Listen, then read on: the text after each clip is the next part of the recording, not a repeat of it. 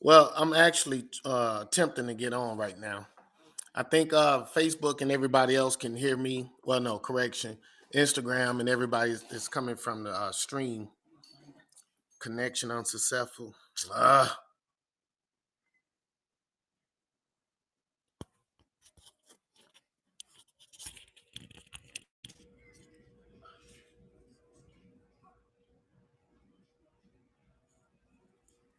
Yeah, it keeps telling me no. That's what I see. Yeah, that's for the other camera. Right now.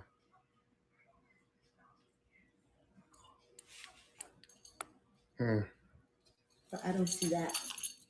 Yeah, you can't. You're on another camera. Oh.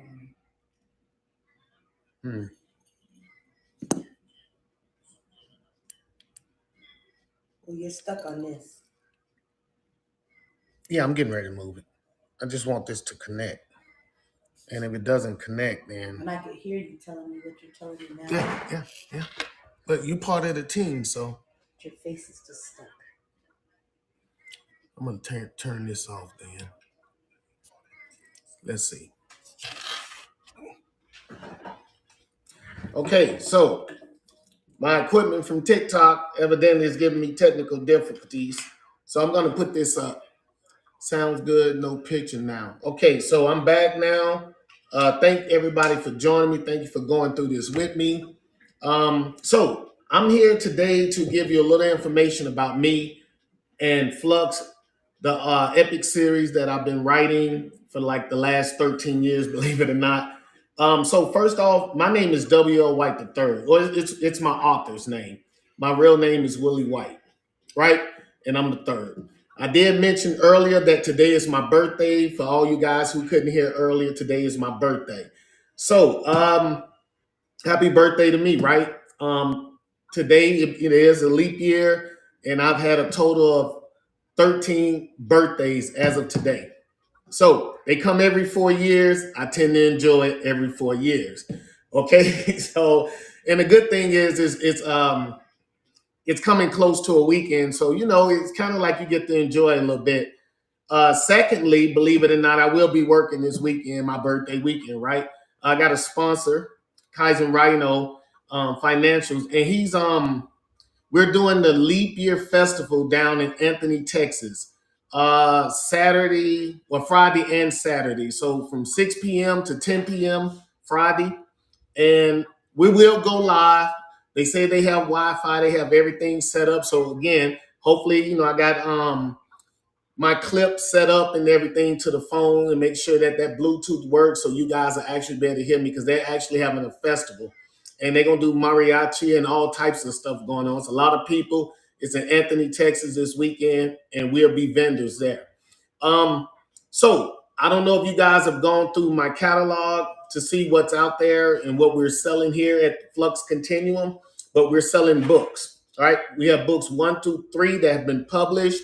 I'm currently working on book 5. So book 4 is technically supposed to come out this year, but it depends on how things move.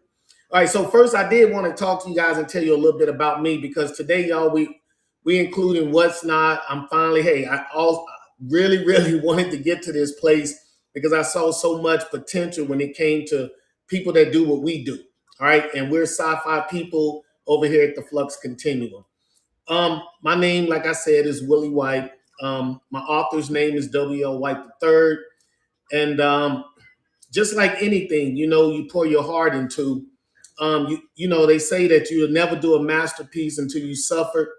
So I had a near-death experience, you guys. You can read my bio on my website, flux-zodiac.com. And I went through cancer. So that was my near-death experience. It happened with me when I was like about 39, so I was young. I beat it. I'm in remission. And while I was going through it, I was able to escape through writing this book. And I don't know if you guys know, cancer is extremely invasive on the body. So, you have to escape. And I was able to escape by writing this story, right? And, the more I wrote, the more it took on its own life. And so that's about me, okay? I'm 52 years old today, but today is also my 13th birthday because my birthday comes every 4 years. Yeah, right. Hopefully, we have a good time today. Um, I, I'm doing coffee, okay? So, what is Flux? Well, Flux, okay, so I didn't tell you guys I was in the military. I was in the military for 22 years. And, anything you do that much or for that long, it tends to kind of shape you. So, yes, the military did kind of shape me. So, even when I wrote this book or this story, I have acronyms. So, Flux is an acronym, and it stands for First Line of Defense for Unprecedented Extremes. Now, Flux is a story that basically follows the Zodiac Guardians. Okay, the Zodiac Guardians are, how would you say, they're the heroes, and they're the main characters who we follow.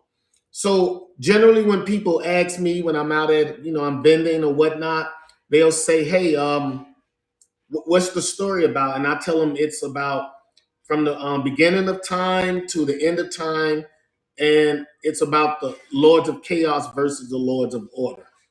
Okay, and the Zodiac Guardians are avatars to the Lords of Order.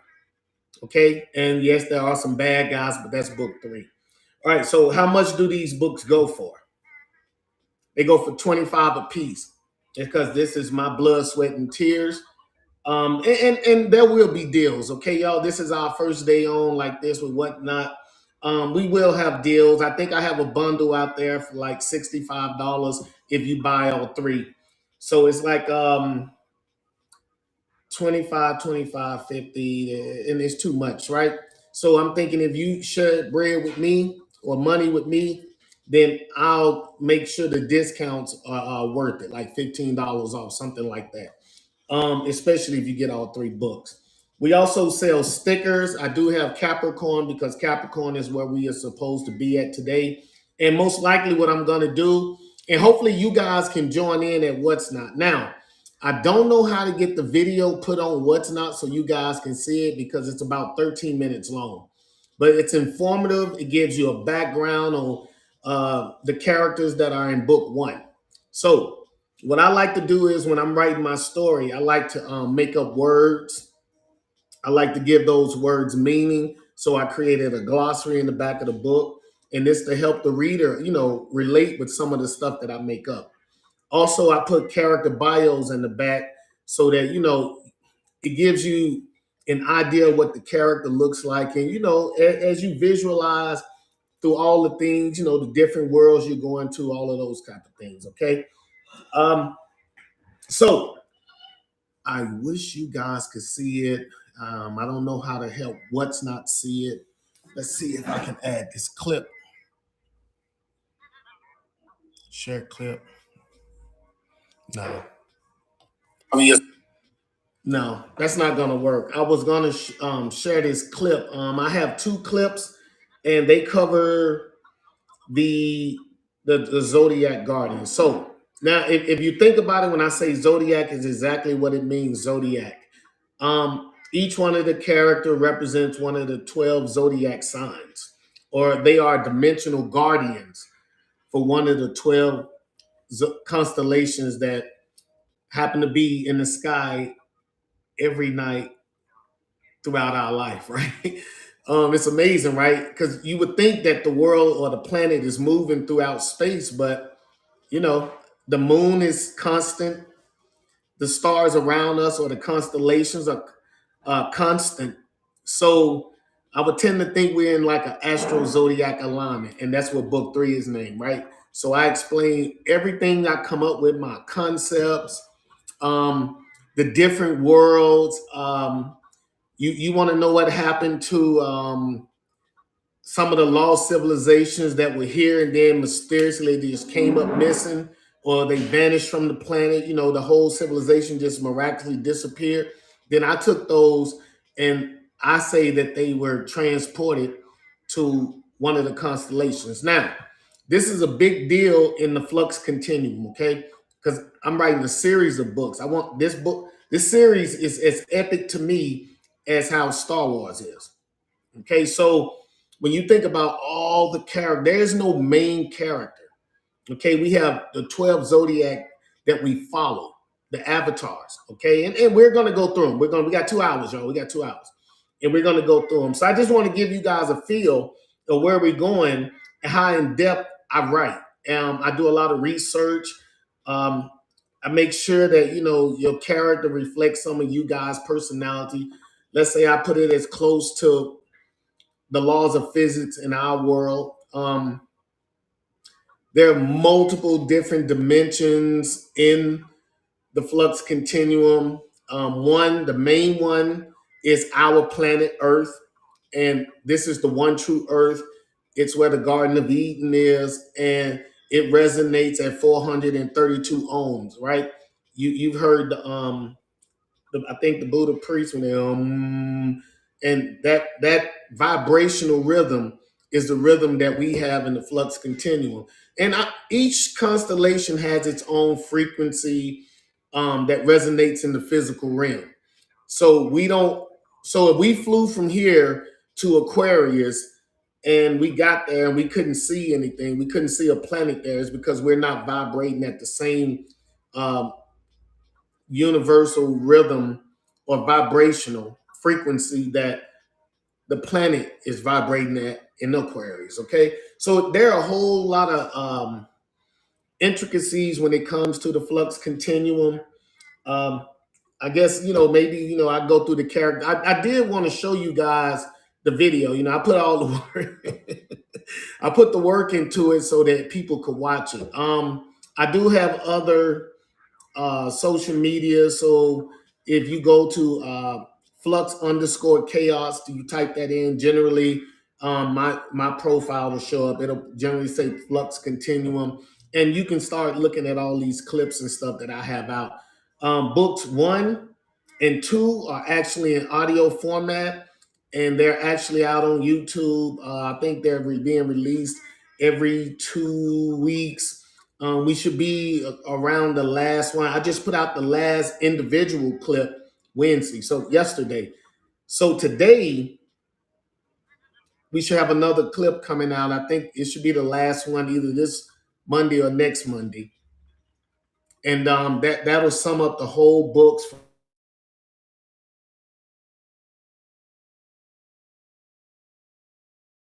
Sorry about that. So what else? What else? Okay, so let's get into the characters, right? So we have 13, but 12 different zodiac right signs, right?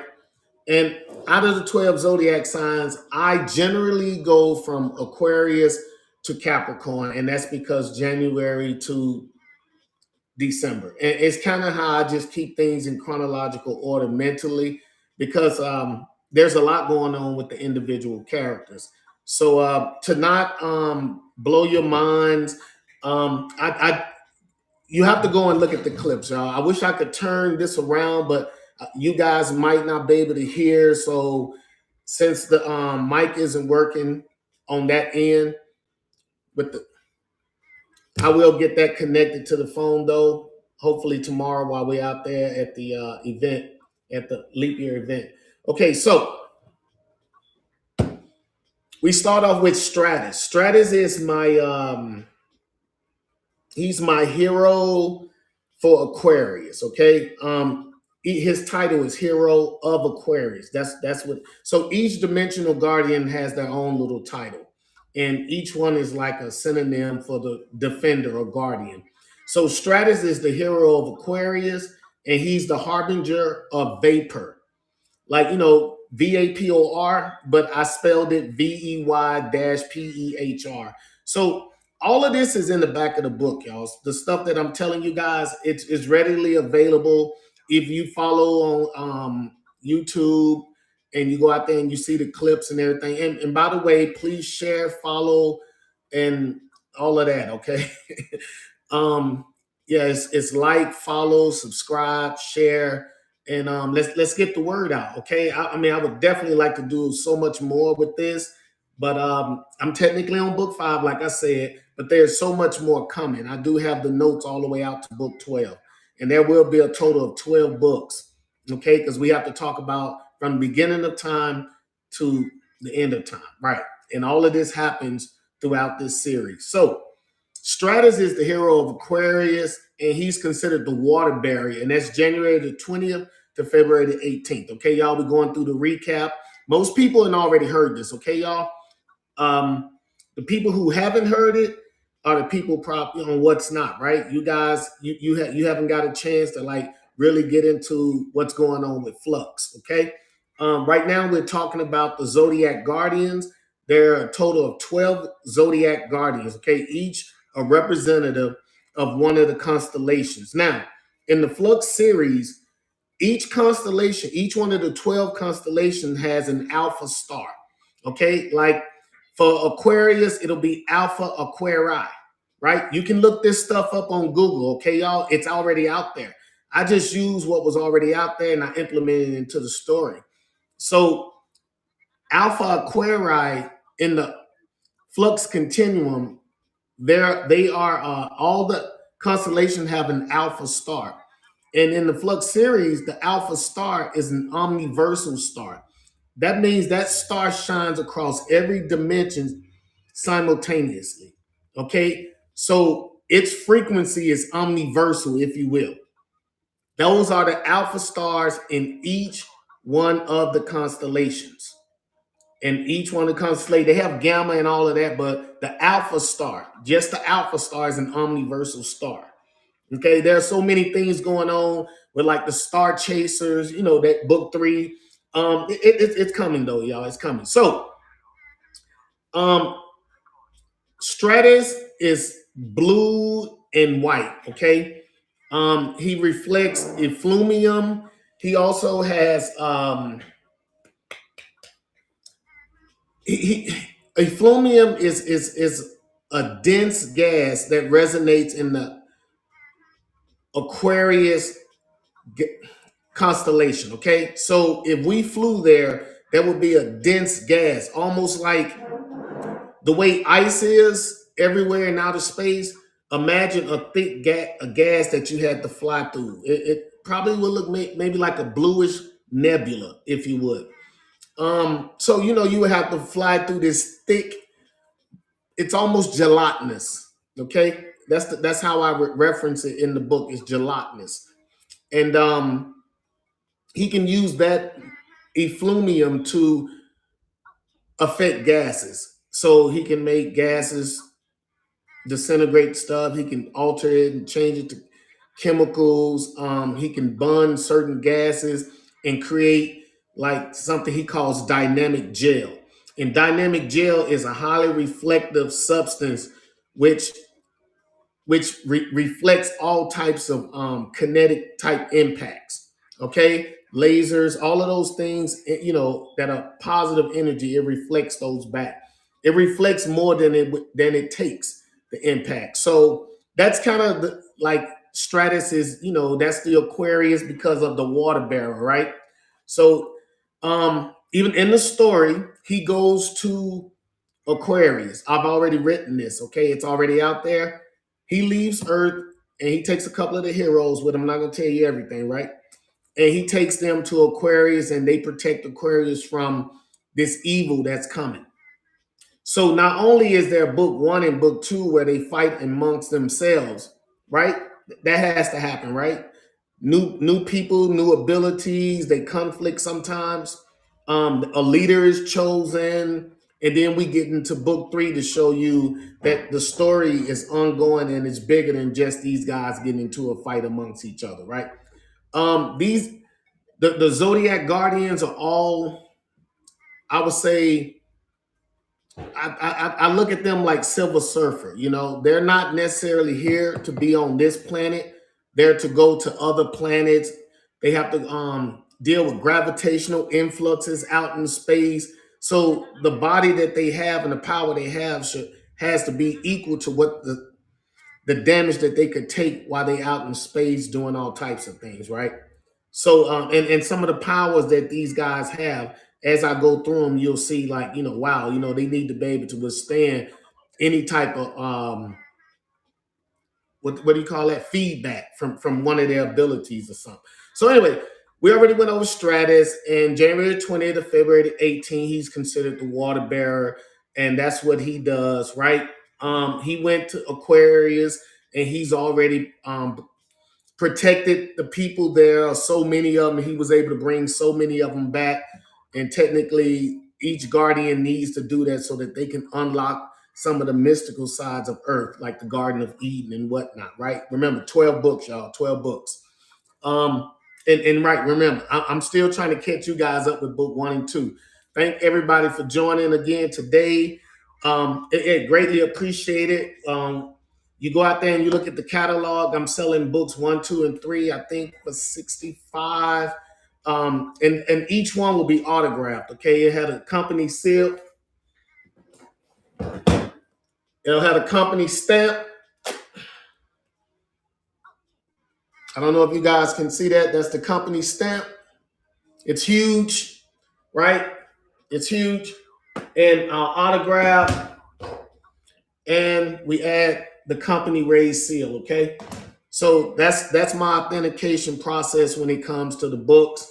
So I tell everybody when you get through reading, make sure you take them, put them in a Ziploc bag, you seal them away, because I know the first 3 are going to be epic compared to the rest of the story. The more we sell, the bigger we get.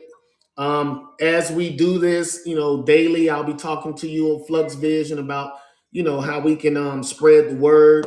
Some of our short-term goals, long-term goals, All right, so let's get back to the characters, though, okay? So next we have Karma.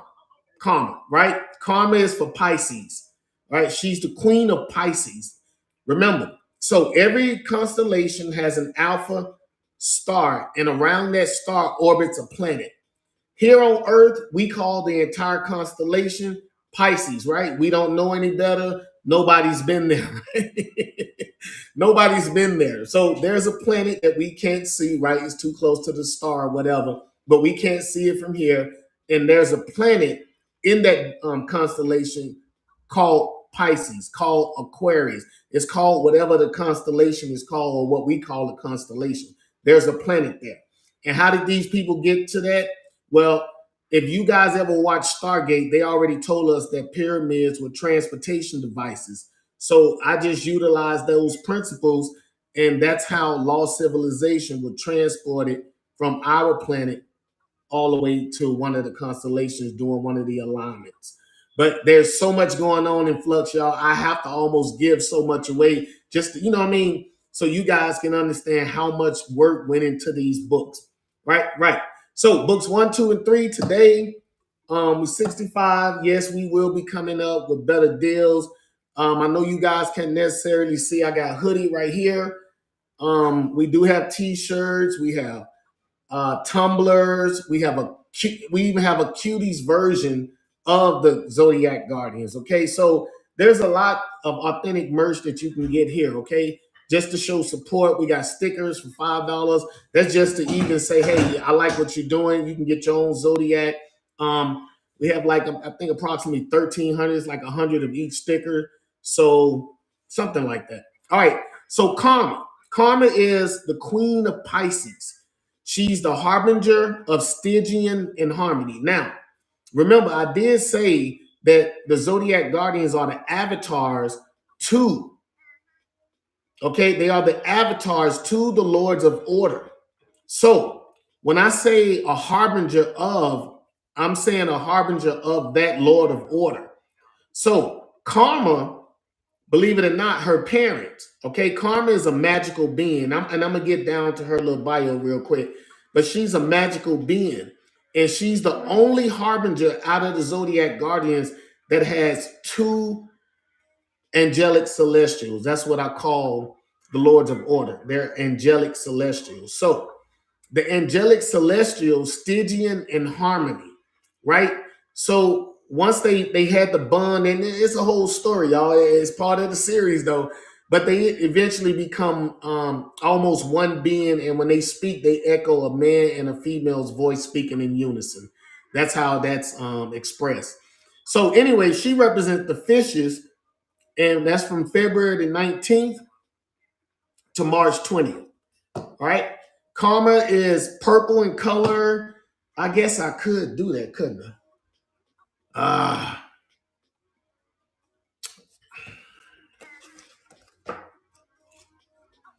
So let me go back real quick. I'm gonna show you a picture of Stratus because I know you guys can't see him. Okay, that's Stratus, and Stratus is the hero of Aquarius. We just went over him. So remember, I told you I have a bio in the back of each character. Okay. And this so you guys can have an idea of what the characters look like. If you still want to stay here and listen to what I'm saying, and you don't have to get off, you can go watch all of this later on YouTube or on one of the other social medias. So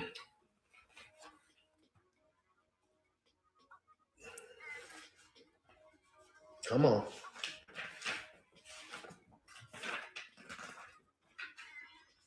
That's crazy, right? Damn. Okay, so this is Karma. That's Karma. She's a magical being. She's made of pure magic, and because her parents, Stygian and Harmony, well, demons and angelic beings or divine beings shouldn't cohabitate, and when they cohabitate, they were able to produce karma. And there's a whole story about what happened in the first age of man, and you have to get the books to read, right? So anyway, karma represent the fishes, February 19th to March the 20th. She's made of magic. She has a phantom cloak. That's why it looks galactic print. And it's technically like a pocket dimension wrapped around her. It's made of immaterial. She wears the demon mask. And when her story opens, she's able to summon this weapon called a soul blade. And the soul blade, what it does is when you're stuck with the soul blade, it severs the soul. So technically, if she was battling someone and you chop, and she got to chop your arm, this part of your arm was severed from your soul. Now, does blood still pump through it? Yes. Is it still alive? Technically, yes. There's just no soul behind it, so you can't move it. So in the Flux Continuum, we tend to look at the human body as meat bags or as a vessel that we use to move around in the physical realm. But there are souls that power these vessels that's how we look at them in the Flux Continuum, okay? All right. We're going to keep it going. All right, and remember, Karma, she has the demon mask, she has a soul blade, and she's supposed to wield the bands of order and chaos. But she has to locate them during this, the first so many books. She has to locate them. I think she finally gets them in book 5, I think. I don't know, right? Because I can't give you guys all of that. All right, so after that, we have Ember. Ember is the representative for Aries. She's the guardian of Aries. She's the harbinger of Kendall. And Kendall is the angelic celestial, which powers the orb. So I do have to make sure you guys know which one. So many of the harbingers went through a ceremony called the Gifts of Power ceremony. And yes, all of this happens in the first so many books. It's a lot, y'all. It's a lot. Because I want you entertained. I want your mind like on a roller coaster almost, So there's a lot happening. I slow it down so you can process, and then we right back into action. We making stuff happen in the Flux Continuum. And I believe, I'm more than creative enough to do 12 books like that. So Ember, Ember is one of the her, Stratus, Ember, they experienced the gifts of power ceremony. These are the people that were on Earth. Okay, the ones that actually experienced, or the humans that experienced the gifts of power ceremony were actually on Earth. Now, Karma is considered an alpha guardian. And each time I get to one of the alpha guardians, I'll let you know there are three of them. That means that they were already doing whatever they were doing prior to this gifts of power ceremony happening, which meant, and what the gifts of power ceremony is, it's like an automatic fail-safe for the universe. So if something goes wrong in the universe, how do you reset that? Well, heroes are born. And these heroes are, hey everyone, these heroes actually make it happen. So that's what's going on. And we call them the Zodiac Guardians because there's actually like these 12 guardians who protect the dimension or the astro zodiac belt around the earth. That's why anytime throughout the year, we can always look up and see one of the constellations. It's kind of, I use a play on our reality to write a lot of this book, okay? Okay, so this is Ember. And I'm going to show you guys each character because I think you guys deserve it. Because, you know, you guys didn't know what I was going to be doing today. This is Ember. She's the guardian of Aries, harbinger of Kendall, and she represents the Ram from March 21st to April 19th. What's so dope about Ember? Well, Ember is the master of all fires. She even has like a smart fire. I call it an alpha blast or alpha wave that she can use fire, and it's almost like it's heat seeking to your signature. Once it starts burning, it burns until it burns out. It's almost like and I got that from the get my throat clear, right? I got that smart fire from, I used to be, right, I mentioned earlier I was in the military, and I used to be a 54 Bravo, old school, right? Old school. Back in the day, a 54 Bravo, which was a chemical operations specialist. And you know, they taught us about grenades and stuff, and then there was the white phosphorus grenade that you could throw, and you could throw it in water and it would still continue to burn. So I was like, wow, you know, so I took some, and remember, you know, I was in the military, I seen some things, so I kind of applied that to some of the characters too, like where I live at, where I'm at in the world. No, I'm good. Thank you. Thank you. So these characters, right? Like Stratus is from China, Karma is from another planet, okay? She's from the planet of Pisces. So this is going on in Pisces already. Remember, she's an alpha guardian. Ember, being the guardian of Aries, she was one of the females. She's from Manaus. It's right above Brazil, South America. And I've been to Panama, right? Right. Um, and she represent, you know, like the Latinos. And there's a lot of diversity in the Flux books, y'all. I've been around the world, so I've seen a lot of different cultures, a lot of different people, some of their traditions. So, you know, there are things that I picked up and I liked, and you know, the Latina life down in Panama, it was exotic to me. So, you know, I made a character that, and she has a twin sister, right? So you have to read the book and you'll get to see all of this. So Ember has a twin sister, and she's going to find her twin sister, and something happens, and then she, you know, she experienced the gifts of power ceremony. Remember, I told you she has a smart fire. Now, she also has a weapon now. So she's the first one we come across that has a weapon. She has, well, no, she's the second, right?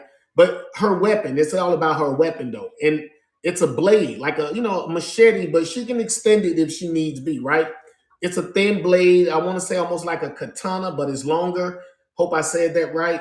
And she in her human form, she used a machete because remember, she's down in Manaus, like in Brazil, right?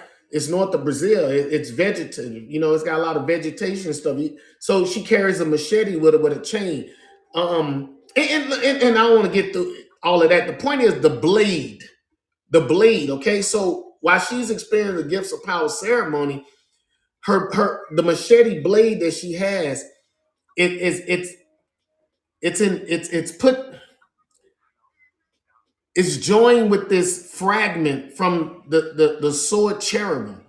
That's the blade that protects the Garden of Eden from us venturing back in, right? There's a magical blade. I look at it like they said the flaming sword. I look at it more like an like it's got electricity, but it's fire too coming off it. And that blade, right? So in before man, remember, flux is a lot, right?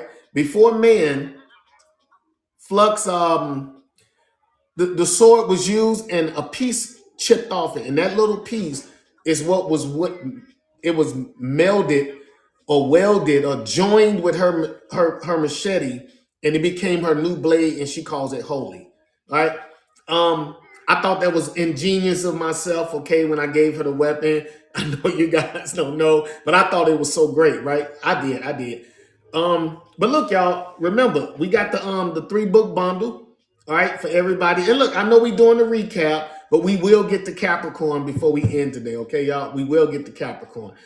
All right. So anyway, that was Aries, right? That was her name's Ember, guardian of Aries, harbinger of Kendall. She was one of the humans on Earth in Manas. It's north of Brazil, right? It's north of Brazil, and that's where she's from. Okay. Next person.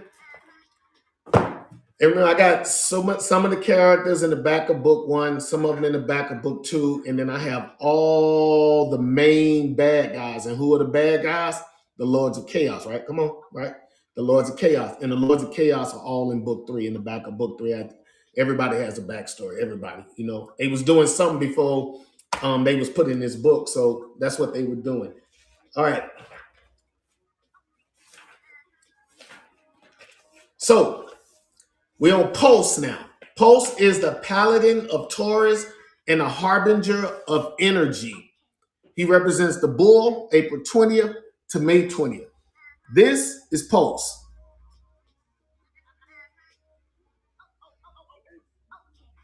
Okay? Pulse represents the American white guy. He's a police in Hawaii, though. So he's on the island of Hawaii while I've been to Guam. So hey, I've tried to find somewhere neutral, but I needed more room on the island for how would you say that? I needed more to happen. So when his story opens up and you guys see it, you're like, oh, okay, he was a cop and they was on this bus and all this was happening. And he represents, like, again, in the military, you meet all these people from different walks of life. So I wanted to make sure we still got the American white guy, American white girl, the American black guy. And then I want to make sure, and black girl, I think I got black girl. I think. And yeah. And then I want to make sure I got all the other cultures, like the Asian guy, because again, I've been to China, but we were stuck in the room at the airport. So that's where Stratus comes from, right? China. Now, and Karma comes from a different world, but I went to Panama, so I wanted to make sure I got the Latino. I do have a partner, but again, I wanted to make sure when I did diversity, I wanted to make sure not only did I get the men, because the world was changing while I was going through cancer, right? And I could see the world had changed. So, and I wanted to make sure women were represented in the story just as much as men. So as you notice the Zodiac Gardens, you're going to say, oh, it's almost even. It should be like 6 females and 6 men.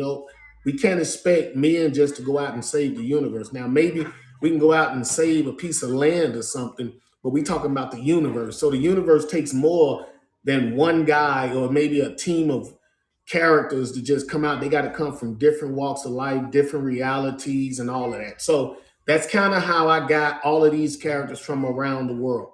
Okay, so the ones that experience, and Pulse experienced the Gifts of Power ceremony, right? After work, he's hanging at the bar. That's what police do, or at least that's my idea, or what I think police do after work. They go to the bar. At least that's what they show us on TV. So it's kind of stereotypical, but yep, that's what it is, okay? So anyway, Pulse is doing whatever cops do, and he's having a good time. And they're celebrating on some stuff that happened early in the story. So Pulse is hit by orb. That's how they end up experiencing the gifts of power ceremony. So he's one of the harbingers that's from Earth, and his harbinger. I mean, he's the harbinger of energy. So I spelled that NR apostrophe GE, but it's still energy. And what is his abilities? Okay, as the paladin of Taurus, Pulse can teleport. He can basically manipulate energy that can be, I guess, put into a pulse. I guess that's kind of how I came up with his name. But anyway, like anything electromagnetic. So Pulse can teleport here on Earth because our electromagnetic field or our magnetic field is strong enough for him to be able to move particles from one place to another instantly, right? But if he was on the moon, he couldn't teleport. The electromagnetic field around the moon isn't strong enough. So he can't teleport on the moon. So there are places where he can't teleport. He can fly at almost the speed of light, and he basically, manipulates energies within the electromagnetic spectrum, right? So it's almost like he can lift things. He's stronger than he looks because he can use electromagnetics to help him lift certain things. I already mentioned he can teleport, and he can vibrations. He can channel electricity because electromagnetic, right? Magnetics, anything in the electromagnetic spectrum, Pulse can pretty much do. That's his abilities. Okay, so the Paladin of Taurus represent the bull, and yes, he does have he's a cop, y'all, and he's used to he's used to not playing around with, but he's used to having a sense of authority. Okay, and when you go from being, I guess, in your own field, being a master of a trade or a skill, and then you become like one of the regular old jabronis, then all of a sudden it's like you miss that authority, you miss your time being a child. I miss being in the military. I mean, I thought I was running some stuff. You know what I mean? I did. All right. So look, y'all, and look, we on Gemini now. So I tend to put Gemini together, but they're two different characters. Remember, there's a lot going on in the Flux series. That's why I keep saying, go out there, grab these books, y'all. And if you like the story, you like where it's going, if you check them out on some of the other social medias, you follow book 1 and 2, and you got to have the series. Then follow my What's Not. Even for you guys over there, Instagram and all that, you guys follow my What's Not, okay? And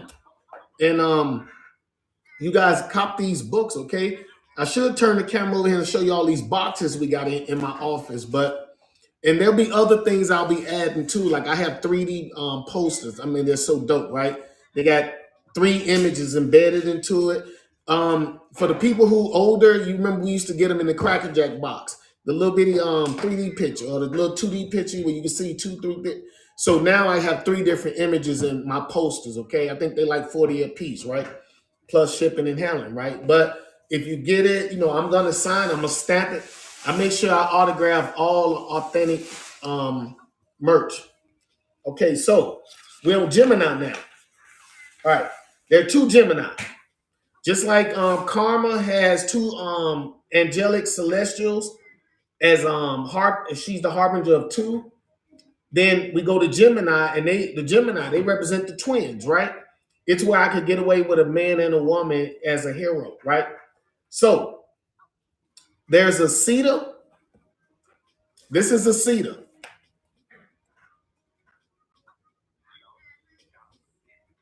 She is the angel of Gemini, the harbinger of fusion. Like fusion, she's the harbinger. Okay? And then there's Adam. This is Adam. Okay? This is the American black guy. I kind of molded this guy after me, okay? I'm not a Gemini, I'm a Pisces, but I was in a I'm gonna call it a chemo induced coma, right? I wasn't in an actual coma, but when you're going through chemo, like I said, it's aggressive and it's invasive. And I mean, I just decided to keep everything the way it was while I was writing it. I chose not to change anything. I had already wrote all these notes about each character, and I chose not to alter anything. I chose to keep it the way. I just felt like it was a blessing from God because it was amazing how I put this together when I was going through what I was going through. Okay, so I got away with the Gemini. So the Gemini, both of them, the twins, Asita and Adam, actually experienced the Gifts of Power ceremony. So Asita is an AI, okay? And the word Asita, right, again, with the military, right, acronym. Asita stands for Artificial Intelligence Simulacron Information Technology Assistant. Okay, so that's where her job is as an AI. She's an assistant to whoever the user is, right, or the administrator. So Adam, he didn't experience the Gifts of Power ceremony. He didn't experience anything. He was just in total darkness for 6 days. For 6 days, he was in complete darkness. You know how like sometimes you go to bed and it's just like it's gonna be an extremely long night. You wake up, you're like, man, I feel like I've been to bed 4 hours and it's only 11 o'clock. He's like, man, it's gonna be a long night. So it's kind of like that for him. So when he finally woke up, he had this suit on, and he doesn't know about the actual Gifts of Power ceremony, the AI. So the AI interfered when he was hit with the orb. It interfered with the orb's impulse to give the user, which was Adam Jackson Swade, right? Of course, I had to give him a cool name.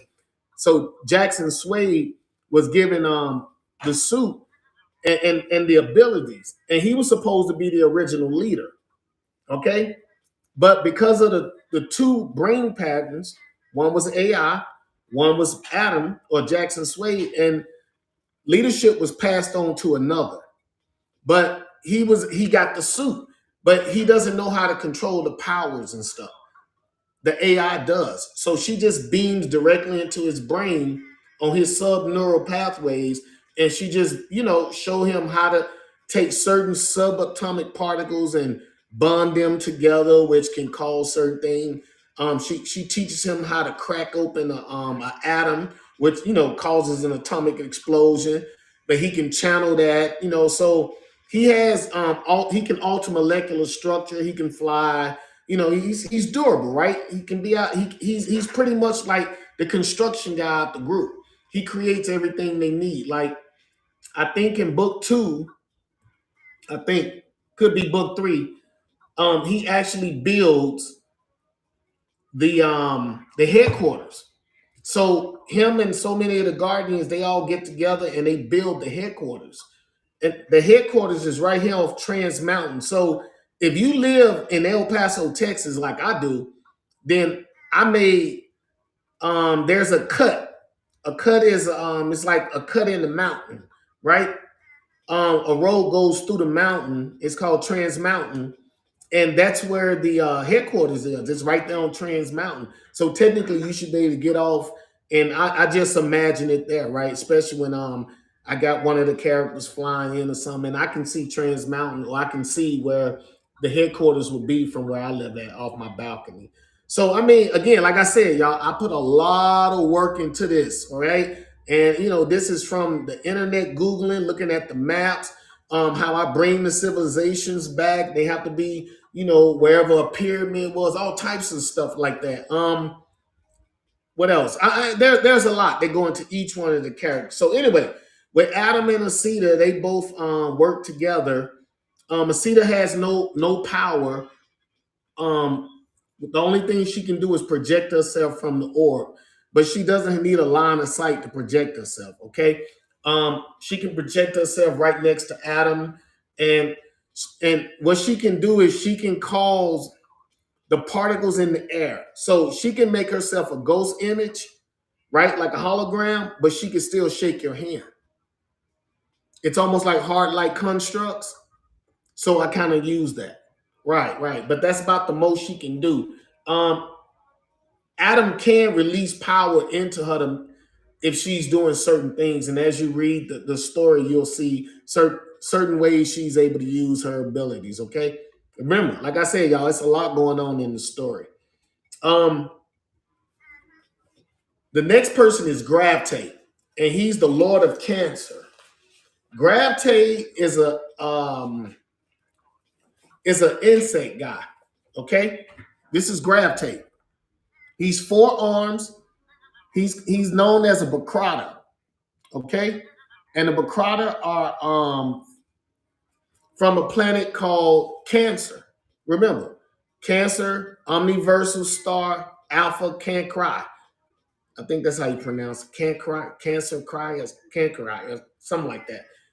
Now, he's the Lord of Cancer.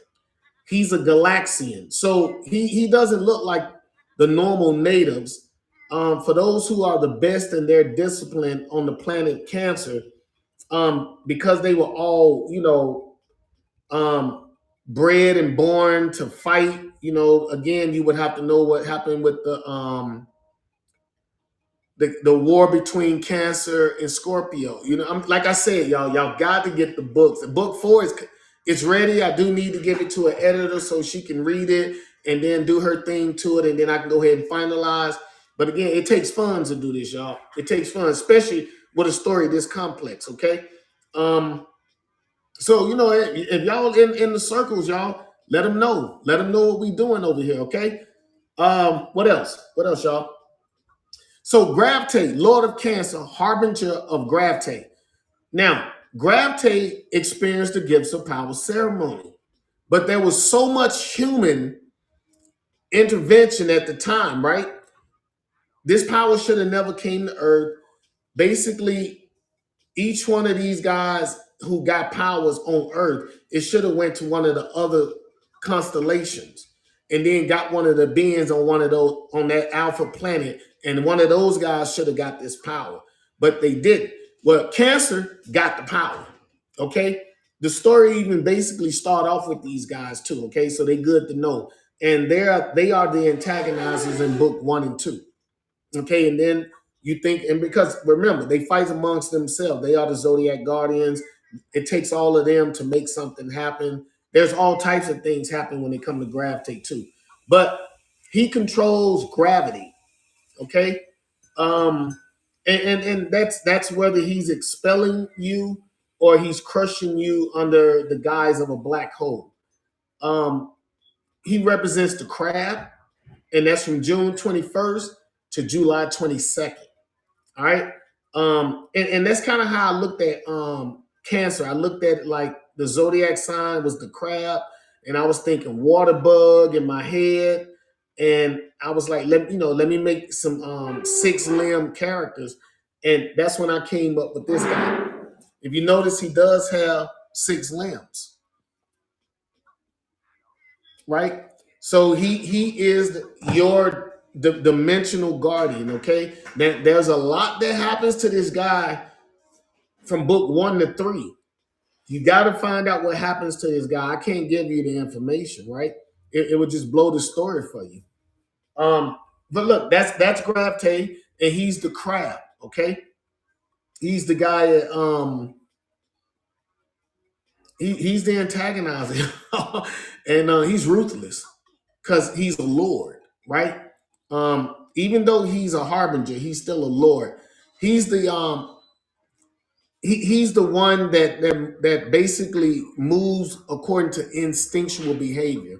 So he reacts to things instinctually, but man has ingenuity. Because again, we're like the weakest thing in all the universe. We don't even have shells to protect our skin. More or less, our skeleton is inside. So we had to come up with ways to protect ourselves, which created ingenuity, right? I'm not saying bugs don't have ingenuity, because they do, but not like man. Okay? Not like us. So he's influenced by ingenuity, but he didn't change his name like everybody else, because we look at ourselves as individual, even if we're on a team. So it's kind of why these guys came up with different names, but Gravtate kept his name. And the word is not gravity, Okay, not in the flux continuum, it's gravitate. And again, when we get a word, we do what we want to with it, and we spruce it up and change the word from gravitate to gravity.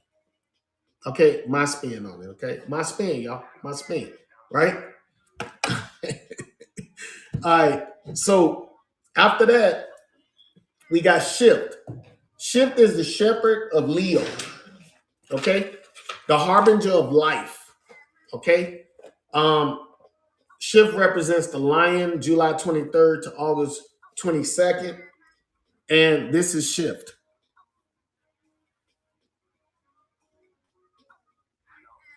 This is shift.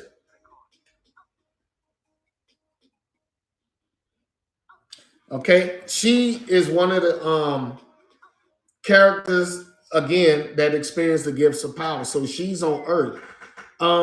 Shift was from, okay, so I did tell y'all Adam, right? Adam was like, again, I based him off me. So he was a guy getting out the military, starting his life, yada, yada, yada. But now we on shift. So shift, and my first duty station in the military, they sent me to Germany, right? Europe. And again, I was in, I want to say Stuttgart. Yeah, I was in Stuttgart. So my first my shift is from Stuttgart. She's like a professor at one of the universities over there. She goes through something at the gyros, and I like gyro. So I put that in the book too, right? I mean, they're all a whole bunch of little caveats when it comes to the story. That's why I'm saying you have to immerse yourself into the story and prepare yourself. So, and the more you guys I get to, purchase these books and these stickers and all this merch, then the quicker I can go ahead and release book 4 and, get through with book 5. And we, like I said, we do events and stuff. Like we'll be out, we'll be out March 1st, March 2nd, out here in Anthony, Texas at the Leap Year Festival. If you're in the greater El Paso area, man, swing through. It's gonna be a lot of it's gonna be a Spanish event. I mean, I looked at some of the acts that's coming out. That they got mariachi, all type of stuff going on. So yeah, we gonna get it in. Um, and they got food and everything. So we're gonna have a good little time, y'all. All right, so Shepherd of Leo, harbinger of life. That's the angelic celestial that she basically is an avatar for. Okay. Shift is an essence changer. She changed down at the DNA molecule. She has the ability to do amalgam, right? That means she can do 2 or 3 animals. So basically, animals that don't actually exist. So basically, anytime she comes across any life form that she's never came across, right? Her orb automatically samples the DNA from that. It does a DNA scan. It's an automatic function. She does, she gets to hear it, but it gets to a point where you hear it so much she don't hear it anymore, right? So she does that, and she can create like a griffin. She can turn into a griffin because she can turn into an eagle, and then she can say, "Hey, but I want a lion's body." But I want eagle wings, and then I want a snake tail, and she can do all that. All right. And we call her an essence shifter because, again, remember, she's dealing with characters on a par with like the Silver Surfer, right? They got to have some amazing abilities. So there are life forms out there that when she comes into contact with, they have abilities, like the Star Chasers. All right, I call them star chasers because they chase omniversal stars. That's why I was telling you guys that every constellation has an omniversal star. Okay, and that's the alpha star in every constellation. That's one of the zodiac constellations. That's in the Flux series. Okay, so there are beings that basically eat omniversal stars, right? And they're able to use those omniversal stars to change dimensions and stuff, right? So when she runs into them, she's able to do their DNA and make herself, and they can do like electro,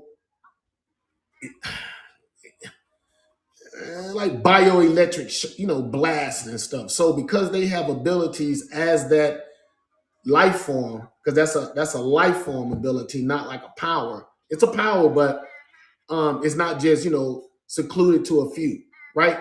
The whole society has this ability, so she has that ability. That's kind of what I mean when I say essence shifter. It's harder to explain because there's so many changelings, but every changeling, like Mystique, even though she popped claws, they're not made out of adamantium, right? So our shift could do what Wolverine does, like his healing factor, right? Because he's a mutant, and that's technically the evolved form of man. So she could do that, but she wouldn't have the adamantium though. You see what I'm saying? She would probably have the bone claws.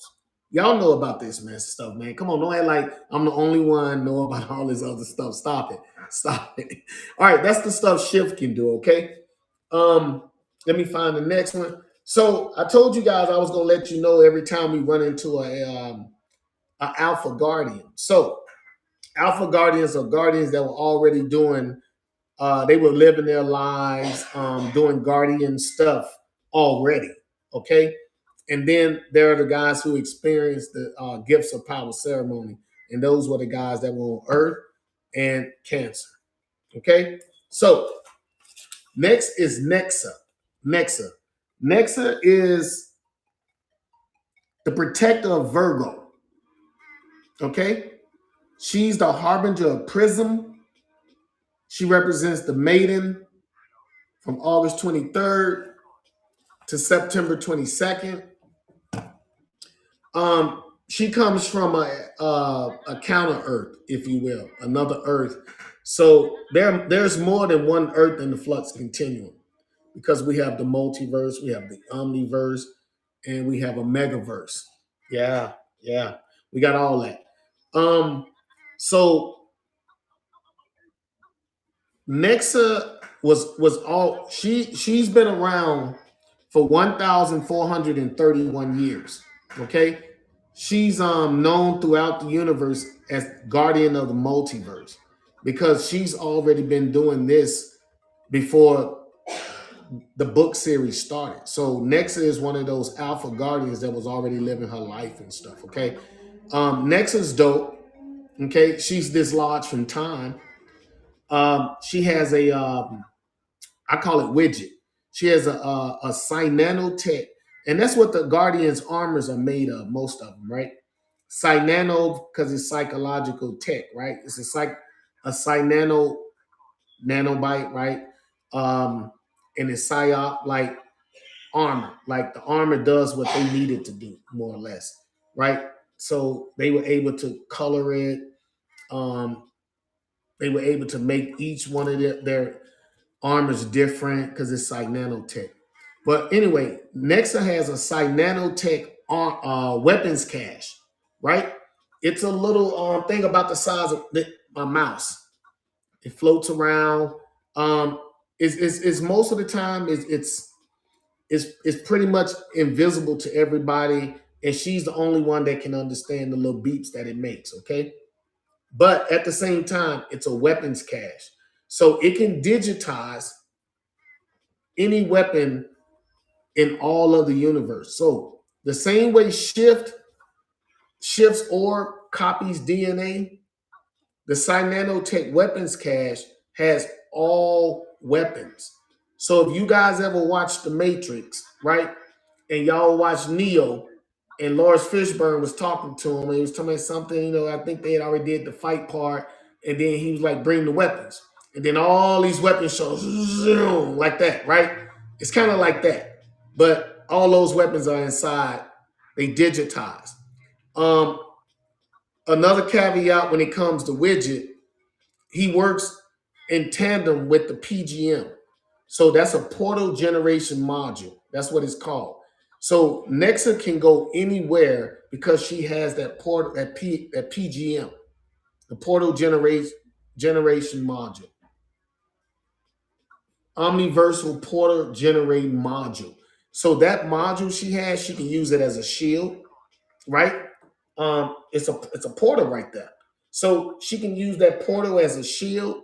She can also, on the distant end, like if she wanted to program that portal or make it open right next to a star.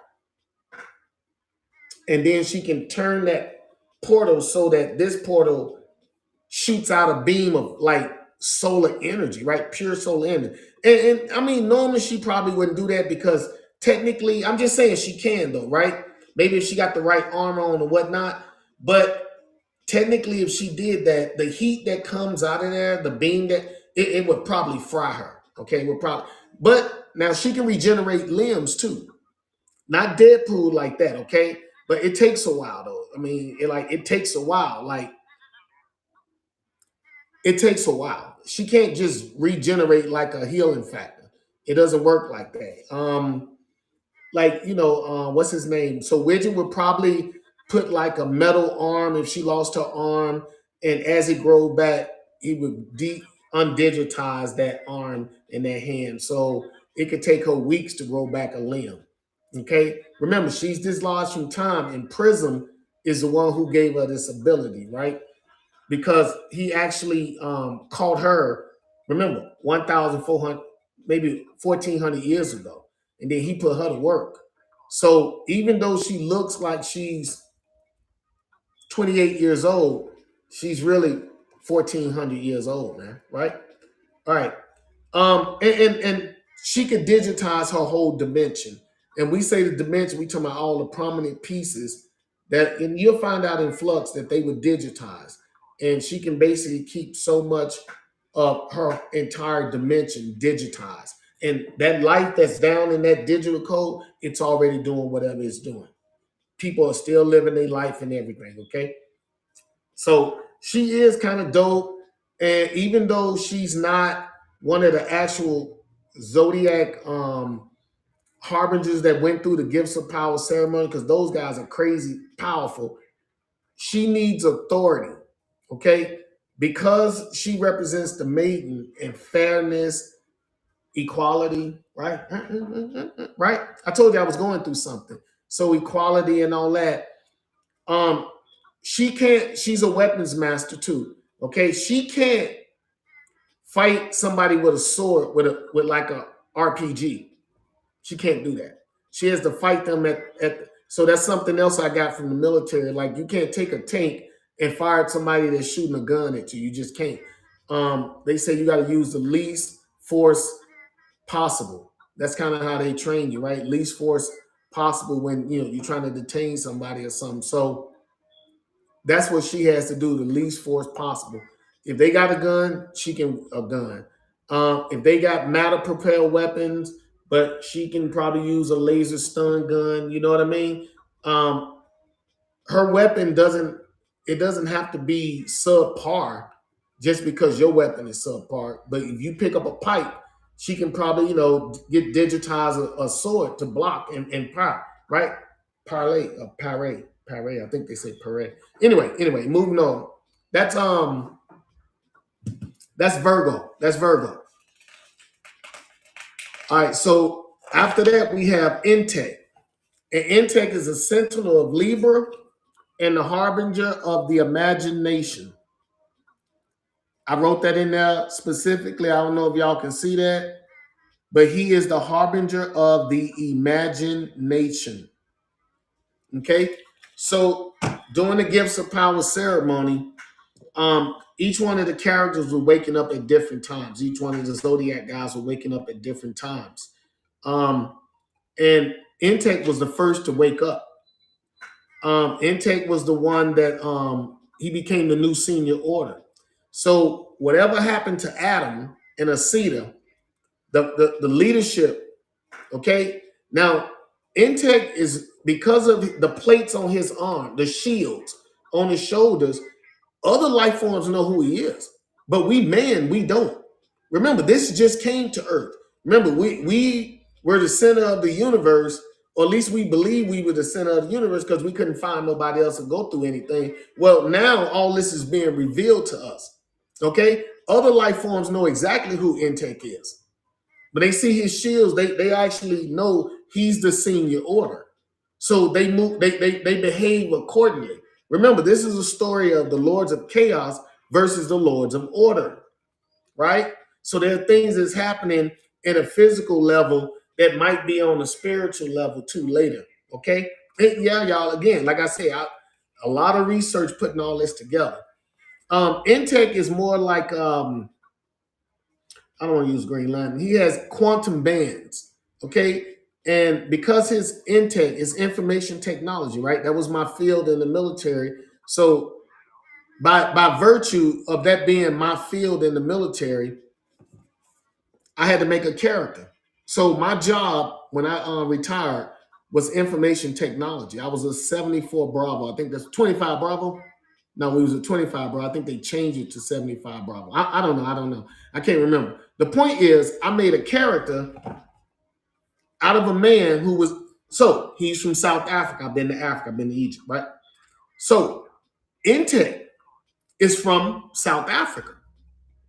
I generally look at him like Trevor Noah. I think that's the guy's name, the comedian. It's kind of how I looked at Intake when Trevor Noah had the short hair. So Intake became the leader because the power was passed to him. He has quantum bands that can become any tool or weapon he needs as long as he understands the ideology or the theory behind it. There's a major power that Intake has. He has, because he's the leader, he has something called the negation. And that's when he take his quantum bands and he wrap himself completely and he changes everything to the color of his helmet. So his whole costume is layered in quantum quartz. What is quantum quartz in the flux continuum? It is the substance that separates universes, and it's not really it's introverses, okay? Because those are like sub universes, right? And I explain all this, I think, in book 4. Introverse, multiverse, omniverse, and megaverse. I think I explained all that. But the introverses are like the alternate reality, right? The timeline was moving this way, somebody made a decision and it moved that way. When the flux continuum, everybody doesn't get to make a decision and cause another timeline because they chose to deviate from, or they chose to decide something. No, it has to be prominent. It has to be something that was going to happen anyway. Now, yeah, I really didn't want to bring up it, but I mean, I don't know anything else that World War II. So World War II was going to happen regardless whether Hitler did it or somebody else did it. So in our timeline, this timeline, World War II was going to happen regardless. Okay, so even if Hitler didn't do or set things in motion, somebody else would have did it. It's just because that's our fate, right? That's the destiny. That's the path in which our planet is on. Okay, but what if it was something like,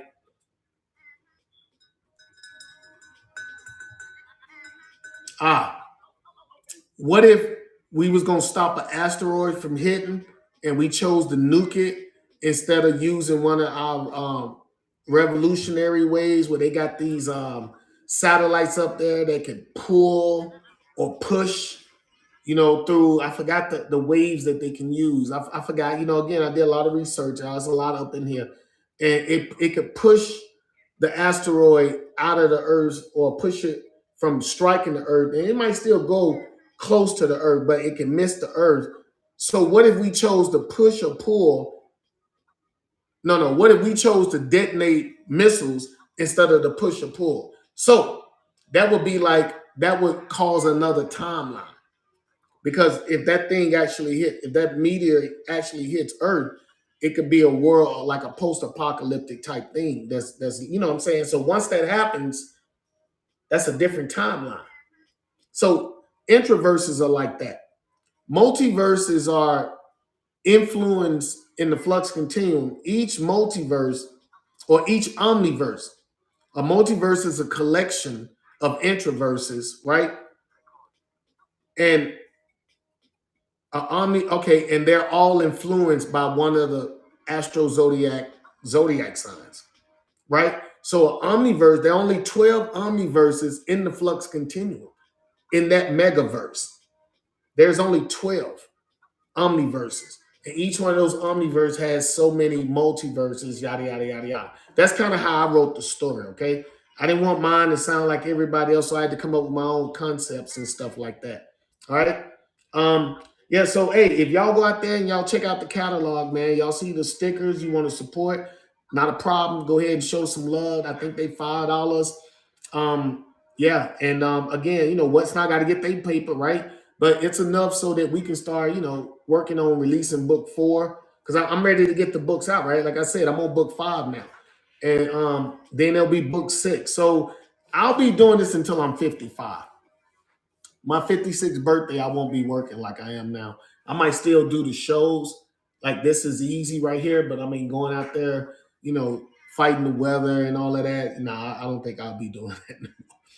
But anyway, Intech has something called a negation, and it allows him to course correct anything that's happening. So in the story, Intech becomes he uses the negation. There's also a problem that comes with ultimate power.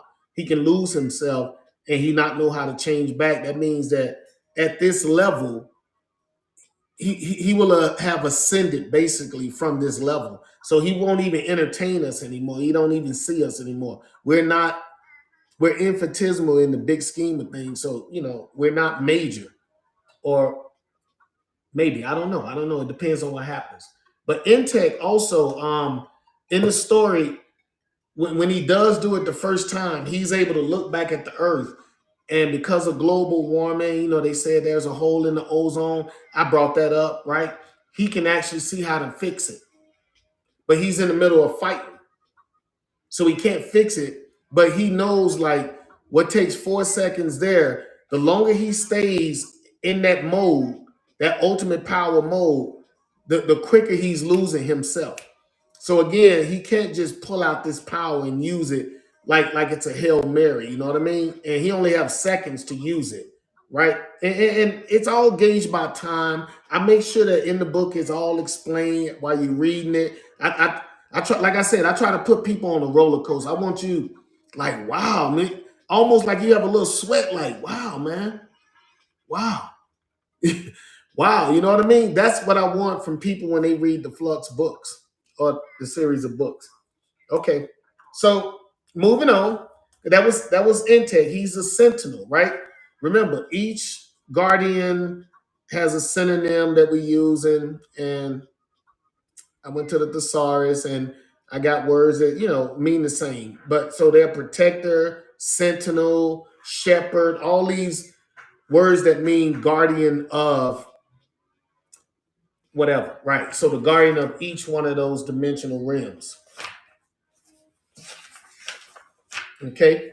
So remember, I've been around the world. I told y'all Nexa was an alpha guardian. She's the second one. Intech is the senior order. He's the leader of all of the Zodiac Guardians. It's just what it is. It's almost like he is the representation of order in the physical realm. No matter what frequency you vibrating at. Like I said, everybody knows who Intech is because he has those badges on his shoulder. We don't know who he is. Which is, because we man, y'all. We the most favored. In the book, that's how I reference man. We're the most favored. We're God's most favorite. Okay? So, this is friction. Okay? Y'all guys over there can see it too. This is friction. Friction is a speedster. Okay? And remember, each character came from somewhere, right? So I retired here in El Paso, Texas. And when I retired, what happened? I retired here. I started writing the book. You already know. I went through something, near-death experience. And I felt like I needed somebody here, right? So friction resides here in El Paso. Right. And remember, the headquarters, the Flux headquarters, it's called the Citadel, I think. I think I called it the Citadel, right? It's right there on Trans Mountain. Friction stay down the street somewhere, like in central El Paso, going toward the east side. You know what I mean? I put that in there, right? Um, she's 17. No. She is on the east side. She goes to America's High School. She plays on the softball team. Yeah. So when I was writing this, Friction was Marae Collins. She's a female. She was 17 years old. Now, what happens with Cynanotech armor? It either ages you down or it ages you up. It tries to get you as close to your prime as possible, right? So because Friction was 17, it aged her up to like 24. It aged her. I got 23. It aged her up to 23. Stratus was aged up too because he was like 19. He was aged up to like 24. Most of the characters were older, okay, and they were aged down. So like I think Adam is 40 something. He was aged to like 28. Um, Intech was like I want to say close to 60, and he was aged to like 31 or something like that. So it ages you down back, or it gets you as close to your prime as possible. So Friction was aged up to 23. So imagine a young female, 17 years old, junior in high school, going from a junior in high school to a grown woman. So those are kind of things that Friction deals with, right? She's super fast. I say faster than the Flash, but the reason I say it because she uses a temporal field. Okay, that's what she uses. One day, Friction will no longer have to run where she's going. She will be able to step into the moment because she uses a temporal field. She is the harbinger of time, like Tyhme, time. And yeah, I misspelled it purposely. She's the savior of Scorpio. Remember, I already told you guys in the books or in the story, there was already a war between Cancer and Scorpio. I already told y'all this. It's in the story. I know you look at the books and you go, you put all of this in these books, yeah, with double space. With double space.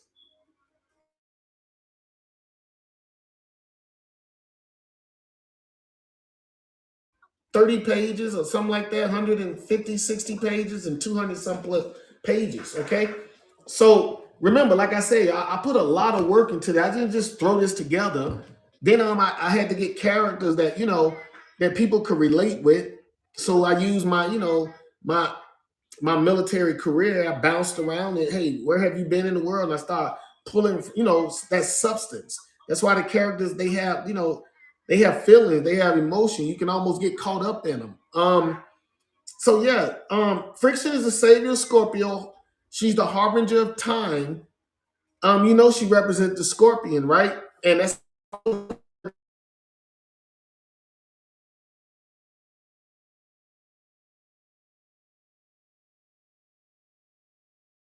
first. And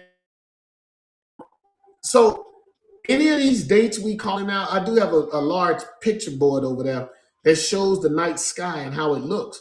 You should go outside tonight. Just go at yourself. And then you can look up in the sky and you should see the Pisces constellation up there. It's there. So that's what I mean when I say I did this as close to our world as possible. Right? And all of this is in the books, y'all. I even talk about what I even have a character that he's a reporter. His name is W.L. White III. So not only is W.L. White III the author, me in real life, I actually put another character in the book that actually reports, and he keeps he's more of the narrator of the book or the narrator of the story. He's telling you what's going on. When we open the books, when you open the book, he's the one that brings you up to speed. He's telling you what's going on. He's the one that connects you to the population of Earth. Okay. There's so many things going. Like we disbanded the FBI. The FBI no longer exists in the flux continuum. Children no longer go to school. Not for real. In flux continuum, one person gets online the same way I do with you guys, right? So what if there were students and I was teaching physics? But these children, right? They're basically being raised up, and I just want you guys to kind of go Star Trekky, okay? So if they don't learn, they don't sit down and learn, then they can't go to the SOP-C. What's the SOP-C?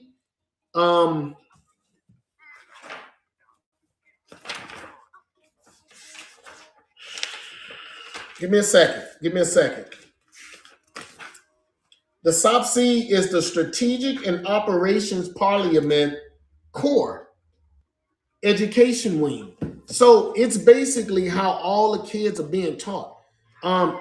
Because we understand what's happening to the world, and Intech and the heroes are sharing with the government what's going on. The government understands that every child 12 years old and up must fight to save this planet. We no longer fight amongst each other. There's no these hierarchies and most of that stuff's gone. Intech releases all of this, all the stuff that the government doesn't tell us. Intech releases all this information to the public.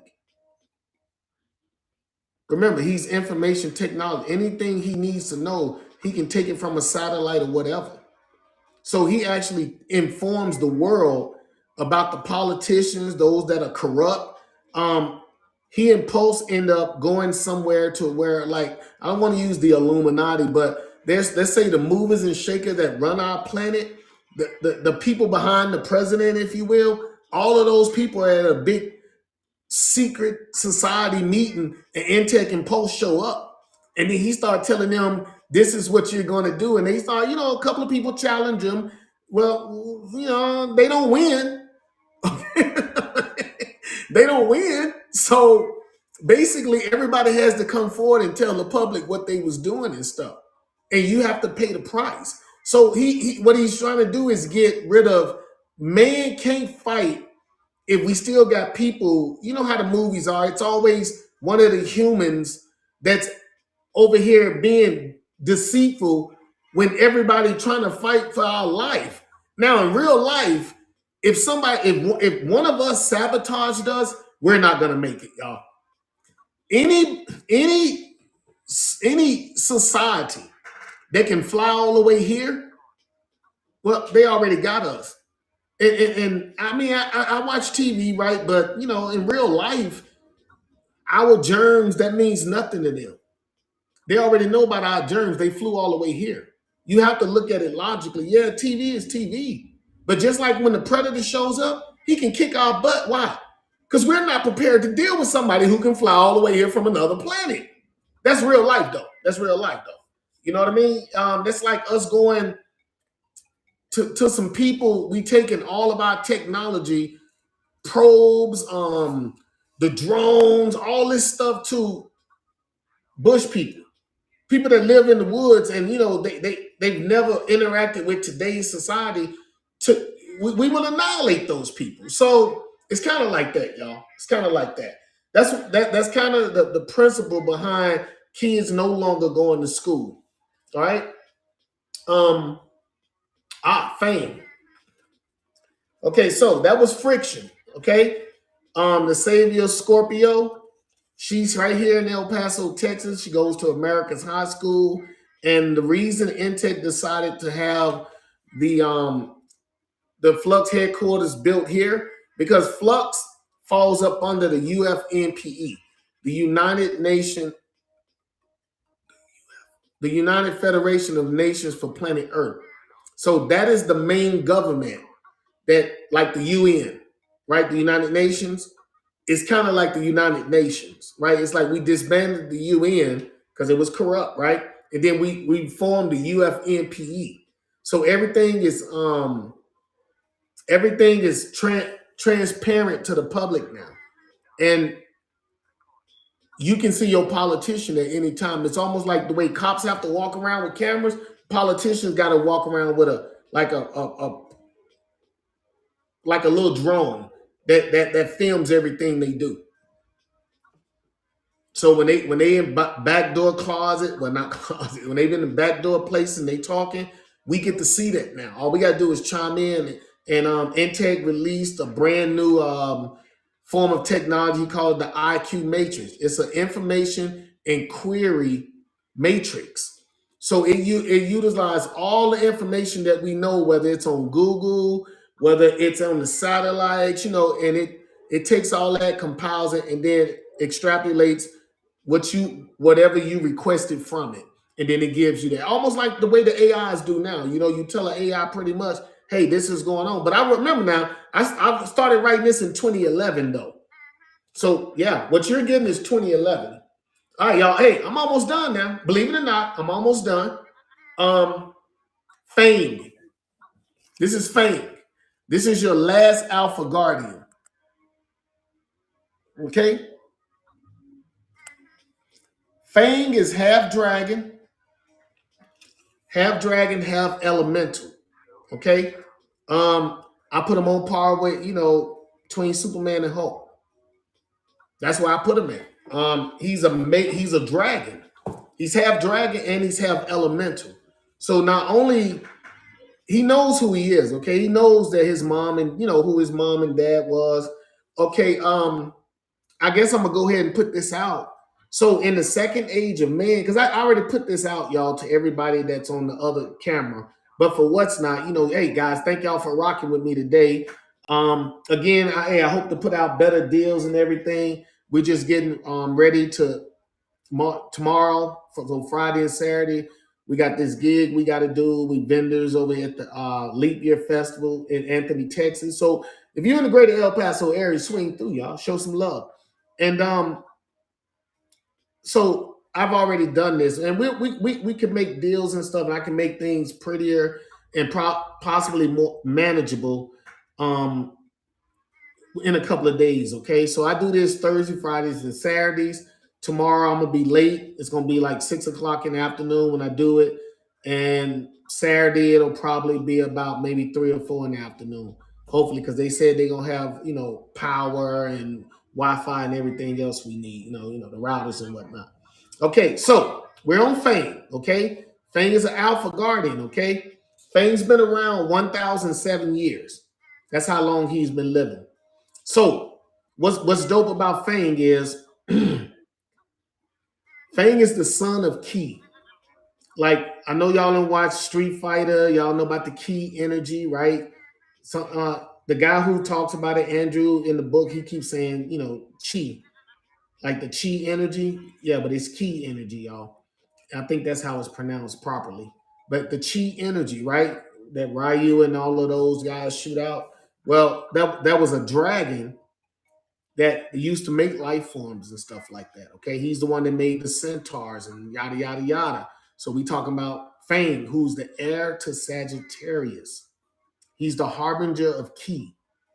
Okay, his name is Ki, and they represent the archer from November 22nd to December 1st. Okay, so in the first age of man, at the end of the first age of man, okay, I generally put that around Noah's Ark time frame, okay? All of the supernatural, all of the gods, if you will, they were washed away in that flood. It was also a metaphysical flood too, okay? So it washed away. And this is in the flux continuum, okay? Because remember, y'all, I told you I got to download a whole bunch of information, and I'm still on the first 3 books. You feel me? And I still ain't told you what's going on. I still haven't told you. Or I haven't revealed it. So long story short, Fang was a baby at the time. And when the gods, Zeus, Ra, all of those, the gods from Earth got there, or the supernatural forces from Earth showed up after the metaphysical flood, because Earth was being washed away from man only. Okay? Remember, all the giants and all that stuff, they all got washed away, the Nephilim and all them. So now they washed up on the shores of Sagittarius. Now, in Sagittarius, there was a god already, a dragon god, okay? And a dragon god is more powerful than Zeus and Ra and all of them. So he had maybe twice their power, if not 3 times their power, right? So they supposed to kneel before him. But because they had ruled for so long, they didn't know how to go back. And I call this like the ethereal realm. It's the realm outside of the physical realm, which is the universe, okay? The ethereal realm, in the ethereal realm, everybody knows their place. But once you've been on earth for so long and you and had people pray to you and all that, and you're able to channel that into might and power and all these things, you can't go back to just being a normal God, if you will, the little G, right? So long story short, when they get to Sagittarius, Key is there, right? Him and his wife, right? I forgot her name, y'all. My bad. But I forgot Fang's mom's name, which is crazy, right? I remember his dad, right? Because he's the son of Key, right? Anyway, um, they got into a fight. And Zeus and them attacked the father, you know what I'm saying? But I mean, he handled his own. But you know, you got all the Greek gods, you got all the African gods, and any other the other gods, any of the vampire, dragon, all these guys attacking this dude. So eventually they end up getting the best of him, knocking his tooth out. And when they start the best Key, one of the centaurs grabs the baby. That's Fame. He was an infant at the time. And they run off. So the mom goes out there, right? Or Key's wife comes out with her elemental powers and tries to help. But she's, you know, I mean, it's basically the elementals on power levels with the gods, right? And, you know, but she's able to do so much, but they ultimately end up falling before those gods. So now Fang is whisked away to the cloaked island of Pluto. So there, where in Sagittarius, there's a star, the Alpha star, but there are islands that orbit that star. Yeah, they don't have planets; they have islands. Okay, and there are a whole lot of islands moving, but there's one island that has an elliptical orbit and it's cloaked. So anytime it's daytime on the main islands, it's daytime there too. So they can't look into the sky and see it. At nighttime, they can't see it either because it's cloaked. Okay. Um. Anyway, long story short, Fame was whisked away, and that tooth that was knocked from Key's mouth in dragon form, she saw it. She picks it up. Her name is Seal, right? And she picks it up and she basically raises him. All right, they go they go to hunt, and she ends up getting killed by the razor, whatever. I think the razor hogs or something. She gets impaled because she's a centaur, horse and human body, and Fang is left by herself, and he ends up finding the sword or the tooth, and the tooth's name is Gloom. Okay, and Gloom has a whole lot of powers. Um, it can give him wings. Okay, his wings are made out of fire. So when you see him, he looks more like this now with the fire wings. That's how Fame looks now. So, oh, and those stickers, the ones I just popped up, like these Capricorns here, they $5, y'all. Order them off the what's not. And if you follow me on one of these other channels, y'all, the deals are gonna be at what's not. Why? Because what's not, they take care of the mailing for us. Okay, so they guarantee, even if you're a small business, they guarantee within 2 days your package will be mailed. Right, and that's if I want to stay in good standing. So I have to make sure your package gets in the mail within 2 days and shipped to you. So they track the shipping to let you know, to give you a peace of mind. So we work in tandem with what's not to verify or to justify, the fact that we're good business people. It shows you that we have boundaries, and we have to do what we say we're gonna do. So if you do feel like supporting, show some love. You can cash at me, but I'd rather give you something, to take away with you, even your own zodiac. Remember, that's why I'm giving you the dates and what these guys represent. Okay, even though I put it in a story that's sci-fi, it's still, hey, it's dope to have, right? Especially if you deal with this stuff we deal with. So, long story short, Fang has this mega-versal broadsword, and it can turn into like a bow and shoot key arrows. And key arrows are basically, they do damage to the soul. your essence. Okay, they put holes in you. Basically, it's miniature forms of Nexus light. I use Nexus light in the book because that's from the divine place, like heaven. There are rims and rims and rims and rims, and then there are like alignments that go with Earth. And when the right alignment, you can either be transported or you can be transported back to the paradise, which is Earth. So um anyway, that was key, right? You know, like I said, he's 1,007 years old. He's my not my strongest character now, but one day he will be.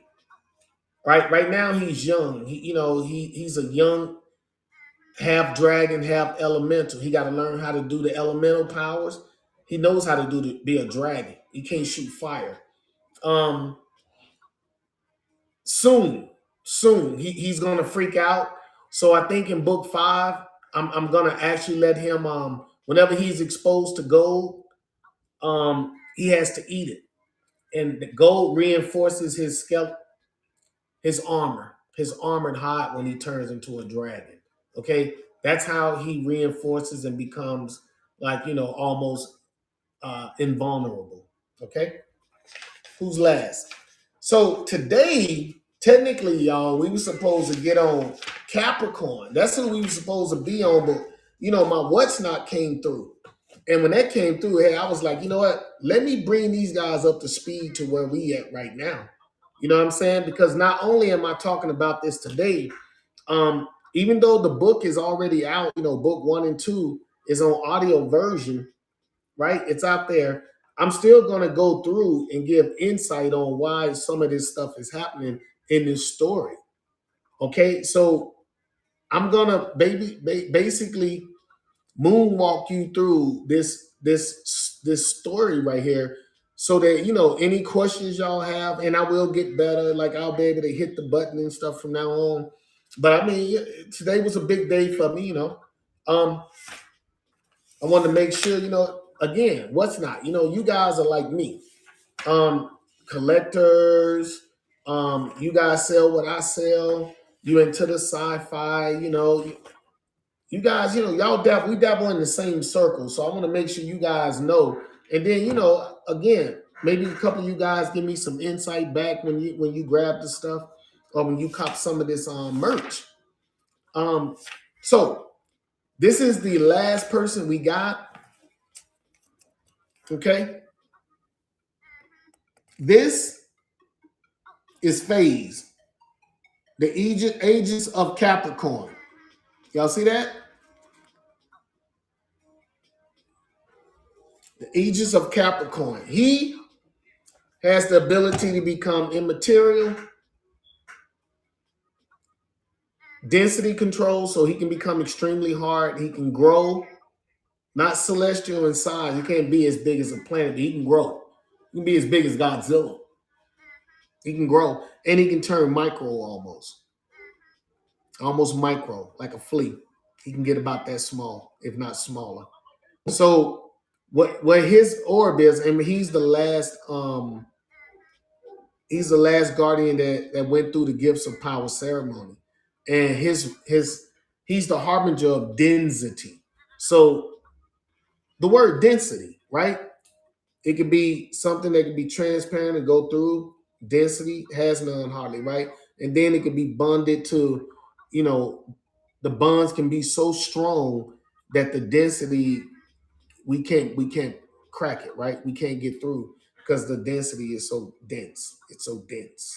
Um, that's what he has in his heart, right? So he's the harbinger of density, and he represents the goats, and that's from December 21st to January 19th. And maybe I should start with Capricorn, but December hurts me. It does something to my brain. I'm like, I got to start with the first part of the year. That's the first part of the year. And I know it's like Aquarius and Pisces always at the end of the zodiac for some reason, but I took those two and I put them at the beginning. All right, my bad, y'all. It's what happened. But Phase is a doctor. He's an aerospace doctor, and he basically believes everything is his fault. So not only what's happening in book 1 and 2, again, you guys have to get here because like I said, I'm already on book 5. But you have to find out what else is happening. And he believes it's all his fault. He believes he's the one that put everything in motion because he was trying to do some aerospace portal tests at the beginning of the book. So as soon as we start the story, he's attempting to transport something from one side of space, like near Earth, to like the other side of the galaxy, right? And that's what he's attempting to do. But what ends up happening is he ends up, well, I don't want to tell you that. But somehow the Gifts of Power ceremony ends up making it to Earth, and that's how everything gets started in that. Now, we got other characters like the 3 Alpha Guardians, they doing their own thing, but they're aware something is happening. They're aware. So that's what I mean. Like they were already doing their own things. So when I tell a story, like there are beings that we're gonna talk about in book 3 and other things that are happening with our heroes. Well, like with our Alpha Guardians, and nobody else really knows. Um, the other Guardians don't know because they were activated as a failsafe to repair or to stop the real the darkness, the bad guy that's coming. Um, Something else I wanted to tell you guys. Oh, and again, y'all, there's a lot going through. I'm currently working right now. I don't know if you guys caught that when I said I had a dragon on the team. Well, there's a dragon on the Chinese zodiac too. So, and yeah, I think book 7.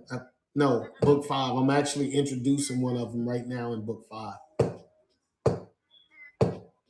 Remember, my ideology is 2 characters, small group of band of characters. You can't say they can't say the universe, man. Like, if I have it my way, every character you know about, whether they in like Marvel, DC, all of them will have like a cameo in the Flux Continuum. Yeah, Savage Dragon, Spawn. I mean, I don't know what I'm gonna call them. I keep thinking the Super, the Spider, the Man of Bats. Whatever I call them, they'll be on the battlefield fighting too. But Flux is more influenced by your actual zodiac, so they'll fall somewhere. Like when you guys get to book 4, you'll start seeing all these multiversal characters I'm bringing in too. So they're gauged by their zodiac sign. Remember, the multiverse in the Flux Continuum is influenced by the astro zodiac alignment. So depending on which one of the zodiacs, each omniverse is influenced by one of the constellations. So you know how they say, and remember, I don't do the spiritual, so I don't. It's a way they say it though. They'll say, I'm a Sagittarius under a Gemini moon or something like that. That's kind of where I was going with it when I thought of that. I said, okay, so the influence is you can be a Scorpio, but you're influenced under a Sagittarius moon or galaxy, or omniverse, kind of like that. That's kind of how I was looking at doing it. So these are my 3 books. You can get an autographed copy by purchasing from me. All of my books are legit. As you can see, each one has their own barcode, the ISBN, okay? And each one of these books, there's a copy that's been stored in the Library of Congress, right? Um, I, I want the story to be mine. I want to make sure everything is not only copyrighted. I got my images trademarked. Um, I can do whatever I want to with this. We can move to comics, But again, I need help. I need at least 1,000 people so I can go live on a few other what do you call them platforms. So you guys, I mean, if you like what you're hearing, you saying, hey, I got something here, with this concept of using zodiac guardians to save the universe. You know, you guys let me know. You want to look into it? I do have on other platforms. I do have enough information out there for you to draw your own conclusion and to say, hey, this sounds like it's dope. I believe it or not, I always say I wrote it for like 13-year-olds and up. I remember going to the library when I was a kid. I was in like sixth, seventh grade, and I mean they had the sports book, but I'm not a sports guy. I play sports. I used to. I'm old now, but I used to play football. Could never shoot the rock though. Could never shoot basketball, man. Just don't have that skill set. I just don't have it in basketball. But yeah, I mean, I mean, I could play, but I mean, I wasn't going to school for it. I mean, I wasn't great at it. You know what I mean? I could play, but nah. I mean, sports didn't do it for me. I was always in my sci-fi world. I started when I was 9 years old, reading comic books, and Spider-Man was my guy. Just I mean, they've come a long way, but I used to be like enthralled in it, man. And I was like, one day maybe mine. Um, and I got to a point in my life, I looked at it like God was telling me, hey, you did this. It's time for you. Oh, so again, being in the military, y'all will read my bio. You'll see that I went to a lot of special places in the military. I'm not gonna say I was favored, but um, I was put in some great positions to go to schools. Got my certifications. Um, I got out the military. I was $180,000 job. Yeah, I was supposed to go to work. And then they called me and said, you got cancer, stage 3. It's aggressive. We need to get aggressive. And they told me to come in. So I went from basically getting ready to make 180,000 because I got the job. I mean, you guys, saw my military career. You was like, oh, okay. You was decorated. Yeah, yeah, yeah. A little bit. Yeah. Been to Air Force bases, Central Command. I told you I've been all around the planet. So, you know, but no, I mean God chose different.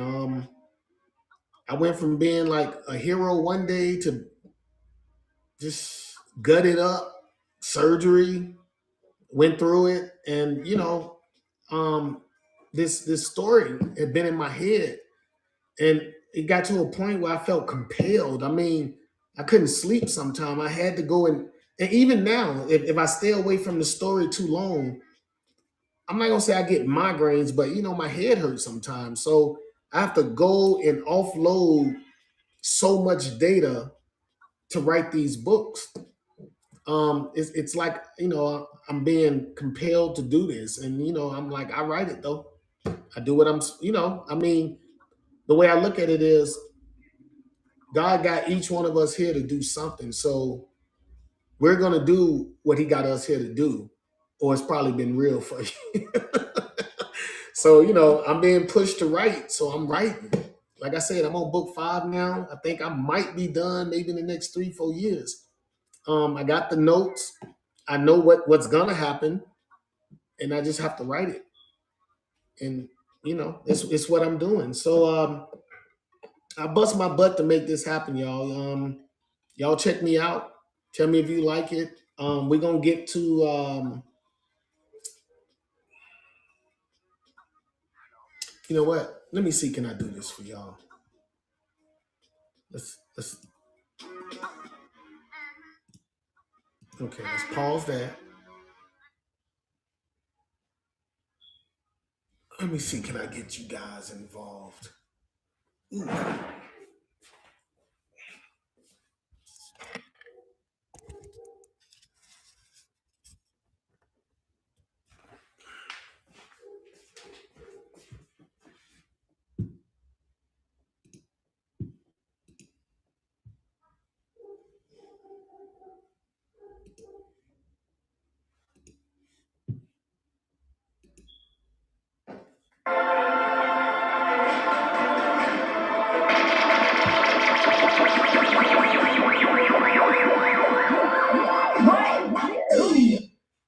Repercussions of Flux, Appendix A.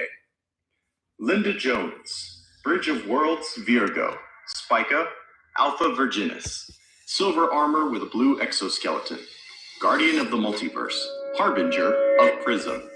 Female, Virgo, age 1431. Physical appearance, 28 years old, 5 foot 9 inches, 146 pounds. Abilities, enhanced durability 2, senses 1, enhanced 2 strength, enhanced 2 speed. Weapons, widget, Psi Nanotech weapons cache, PGM, omniversal portal generating module. Nexa is from an alternate Earth, which resonates physically in Alpha Virginis. She has been dislodged from time and granted enhanced strength, durability, and greater than human senses. When paired with Widget, she is nearly unstoppable. They share a psionic bond. Nexa has saved the universe more times than anyone and has earned the title Guardian of the Multiverse. She has always been a loner and needs everything to work according to plan. Nexa is generally underestimated when she battles an opponent. The PGM allows her an extreme number of defensive portals to otherworldly places. All physical attacks against Nexa enter a generated portal. Widget can become any weapon necessary to defeat an opponent, but it can only become a weapon with authorization to defeat a specific enemy. Nexa has been stationed at the Carnelian for 312 years, protecting the multiverse from cosmic instabilities and dimensional anomalies. Once Prism chose Linda Jones to be a harbinger, she was imbued with incredible strength. She can lift 20 to 25 tons and is amazingly agile at above gymnastic levels. Nexa is incredibly durable and bulletproof to small arms fire, and she is capable of regenerating new limbs. Her physical senses have been enhanced to superhuman excellence. Nexa specializes in battle strategies and tactical warfare. She's been afforded the opportunity to study from the greatest warlords in history. In Widget's maximum armor, Nexa can withstand a tactical nuclear explosion. Widget is a cache of weapons that Nexa utilizes to accomplish her missions. It can become advanced energy-based weaponry, gun, or combat weapon with technical upgrades, sword. Widget is also capable of generating ammunition and power cores to activate specific machinations. Tholaine Liebender, Zin Gold and Diamond Academy, Rustenburg, South Africa, Earth. Brown exoskeleton with a gold emblem. Senior Order, Harbinger of the Imagination. Male, Libra, age 63. Physical appearance, 35. 6 foot 2 inches, 210 pounds. Abilities, enhanced 4 intelligence, sapience projection, enhanced 2 speed, enhanced 4 strength, and negation. Weapons, quantum quartz bands. Tholaine has been celestially augmented and his physical form exceptionally enhanced. He is now a living network with access to universal information, able to generate technology and weaponry from the quantum quartz bands. His exoskeleton empowers him with incredible stamina and durability. The exoskeleton provides a self-sustaining, breathable environment while granting the emissary protection to survive in all known environments. The neural pathways in his brain reconvert data into a binary-based code, which can send data throughout the brain in a neuropulse, allowing neurons to bypass the brain's pathways. Intech can further broadcast a secure feed to selected users, allowing those with access to stream a first-person view through his eyes. It is the I2SF, Intech internal streaming feed. He possesses limited telekinetic abilities and is not utilized in a traditional manner. The telekinesis is primarily used to assist in the control and manipulation of the Q-quartz bands. He is considered an extremely agile opponent. His quantum perception gives him a tactical advantage in battle. He has been chosen as the Senior Harbinger, Senior Order of the Angelic Celestials during the Gifts of Power ceremony. Intech's organic heart is replaced by the Imagination, a celestial artifact which is now implanted within him. The omniversal bioengine inverter that grants the wielder with universal sapience. Intech can deploy his Q-quartz bands in a variety of ways. The bands can become anything that Intech desires. Within the universe, they are impenetrable. He has been branded with an ethereal shield, which empowers him with negation, an ability to invert and counter most attacks, and give some resistance to exotic energies, magic. The ethereal shields are commonly acknowledged by sentient life forms within the Flux continuum. Jonathan Watson, Pearl City Police, Pearl City, Hawaii, USA, Earth. White exoskeleton with blue emblem. harbinger of NRG. Male, Taurus, age 32. Physical appearance, 25, 6 foot 1 inches, 224 pounds. Abilities, energy manipulation, sonics, vibrations, and electromagnetics, EM field, teleportation, flight, hypershock, enhanced 3 strength, enhanced 4 speed. Pulse can generate and manipulate multiple kinds of energy within the electromagnetic EM spectrum. His abilities allow him to manipulate and control photons and magnetics. He also has the ability to teleport great distances within a gravitational influence. When teleporting, the energy releases an electromatter beacon, EMB, which determines a safe space to materialize. Pulse can manipulate any kind of energy that can be emitted via wave modulations, to include but not limited to electrical, sonic, magnetic, and vibrations. He is capable of defying gravity and propelling himself at will. He can travel at near light speed, but it is extremely exhausting. Pulse exoskeleton empowers him with incredible stamina and durability. The exoskeleton provides a self-sustaining, breathable environment, while granting the emissary protection to survive in all known environments. Pulse's organic heart was replaced by the NRG, a celestial artifact which has been implanted within him. Pulse's aim is second to none. His accuracy is legendary. He is able to account for speed and distance when striking moving targets, even if they are miles away. Pulse's lightning-fast speed, coupled with his ability to teleport, makes him an extremely dangerous adversary. He is an energy wielder. His ultimate discharge is the Hypershock. His multi-wave attacks combine vibro-concussive sonics and electromagnetics into a single destructive force. It is capable of destroying a small city in one catastrophic blast. Murray Collins, America's High School, El Paso, Texas, USA, Earth. Yellow exoskeleton with crimson emblem. Harbinger of time. Female, Scorpio, age 17. Physical appearance, 23, 5 foot 10 inches, 128 pounds. Abilities, enhanced 5 speed, temporal field, temporal shock effect, enhanced 3 strength. Weapons, twin NZ blades, trilithium. Friction has the ability to move at incredible speeds. She can exceed surface speeds of 3,000 miles an hour under earthly conditions. She can generate a chronotemporal sphere which increases her speed, making conventional means too slow to track her. The temporal sphere keeps Friction grounded, otherwise she'll skip right off the planet. When expanding the temporal sphere, time around her slows to a crawl. The more intense her field, the slower time moves around her. In the field, time is hyper-accelerated, allowing Friction glimpses of the future in slow motion. Friction's exoskeleton empowers her with incredible stamina and durability. The exoskeleton provides a self-sustaining, breathable environment, while granting the emissary protection to survive in all known environments. Friction's exoskeleton is composed of an anti-molecular sheen that repels atmospheric particles, allowing her to move effortlessly at super speed. Since being gifted with the time, she has been dealing with adulthood. It happened overnight for her. She was recently a teenager before the Gifts of Power ceremony. Now her adolescence has been ripped from her. She is now forever scarred by the visual images of half-eaten people. It established a permanent memory that will forever resonate hate. Friction is the ultimate fast adversary. Her opponents generally doesn't know what hit them. Friction has acquired a set of NZ trilithium blades from a near-death battle. She uses the blades to create a serrated field of kinetic energy in her slipstream. Her ultimate attack is known as the temporal shock effect. She explodes in a brilliant kinetic force of extreme brilliance, capable of decimating a large number of enemies instantly. Dr. Afanasy Sidorov, Thermodyne Space Station, Russia, Earth orbit, Milky Way galaxy. Purple exoskeleton with red emblem. Harbinger of Denzi T. Male, Capricorn, age 53.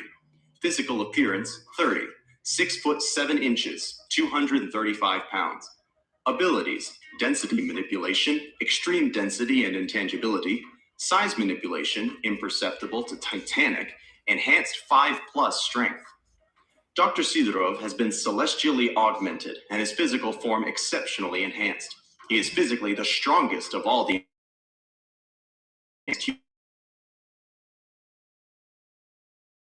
capable of measures. He is him with incredible stamina and durability. His durability is second to none. He is literally the immovable object. Phase cannot generate a deflective shield. Phase tends to believe he is responsible for the events that have taken place on Earth. His work on the Thermodyne space station opened a rift to the other side of the galaxy. He spends countless hours grieving for the lives lost during the alien invasion. Phase can manipulate universal frequencies capable of increasing and decreasing matter's density on the physical plane. His exoskeleton provides a self-sustaining, breathable environment, while granting the emissary protection to survive in all known environments. Phase's organic heart is replaced by the Density, a celestial artifact which is now implanted within him. It is an ancient artifact possessing incredible power, an omniversal bioengine inverter that grants the wielder with quantum symmetry and frequency cohesions. Phase now appears to be approximately 30 years of age. Phase's exoskeleton is purple and highlighted in red. It is the default version of a bioengine inverter. His orb emits an otherworldly power, and his exoskeleton periodically discharges residual energy.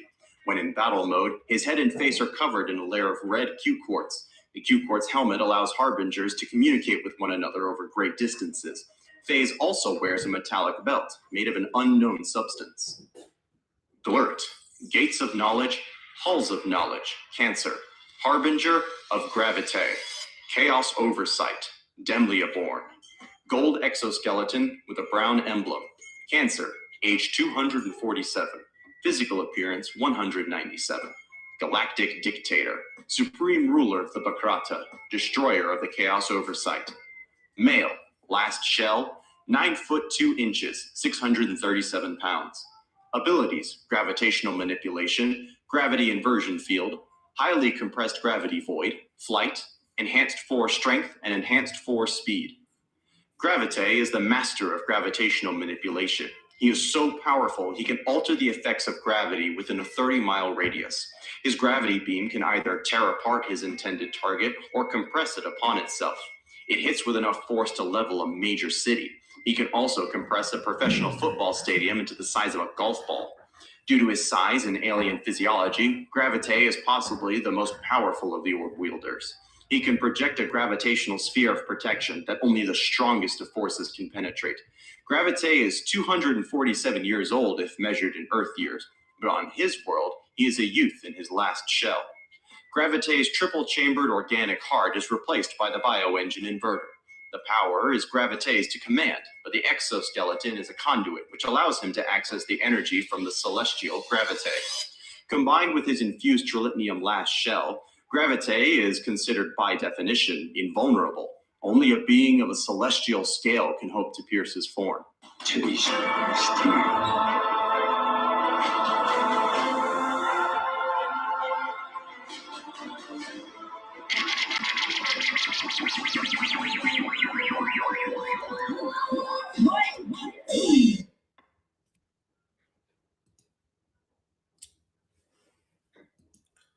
So, what do y'all think? What do y'all think? I mean, did you like it? I mean, I don't know, y'all. I guess I'm looking for some type of feedback.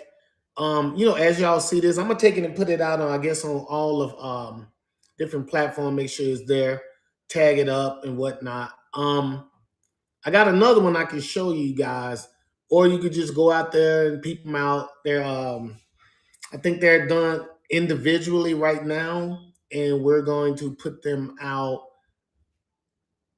Yeah, the last two, I think, closer to around the end of March. So, you guys let me know what y'all think. Y'all come check out each one of my guys, my characters. Book 3, in the back of here, in the back of this book, we got all the bad guys. So remember, there's Lords of Chaos, Lords of Order.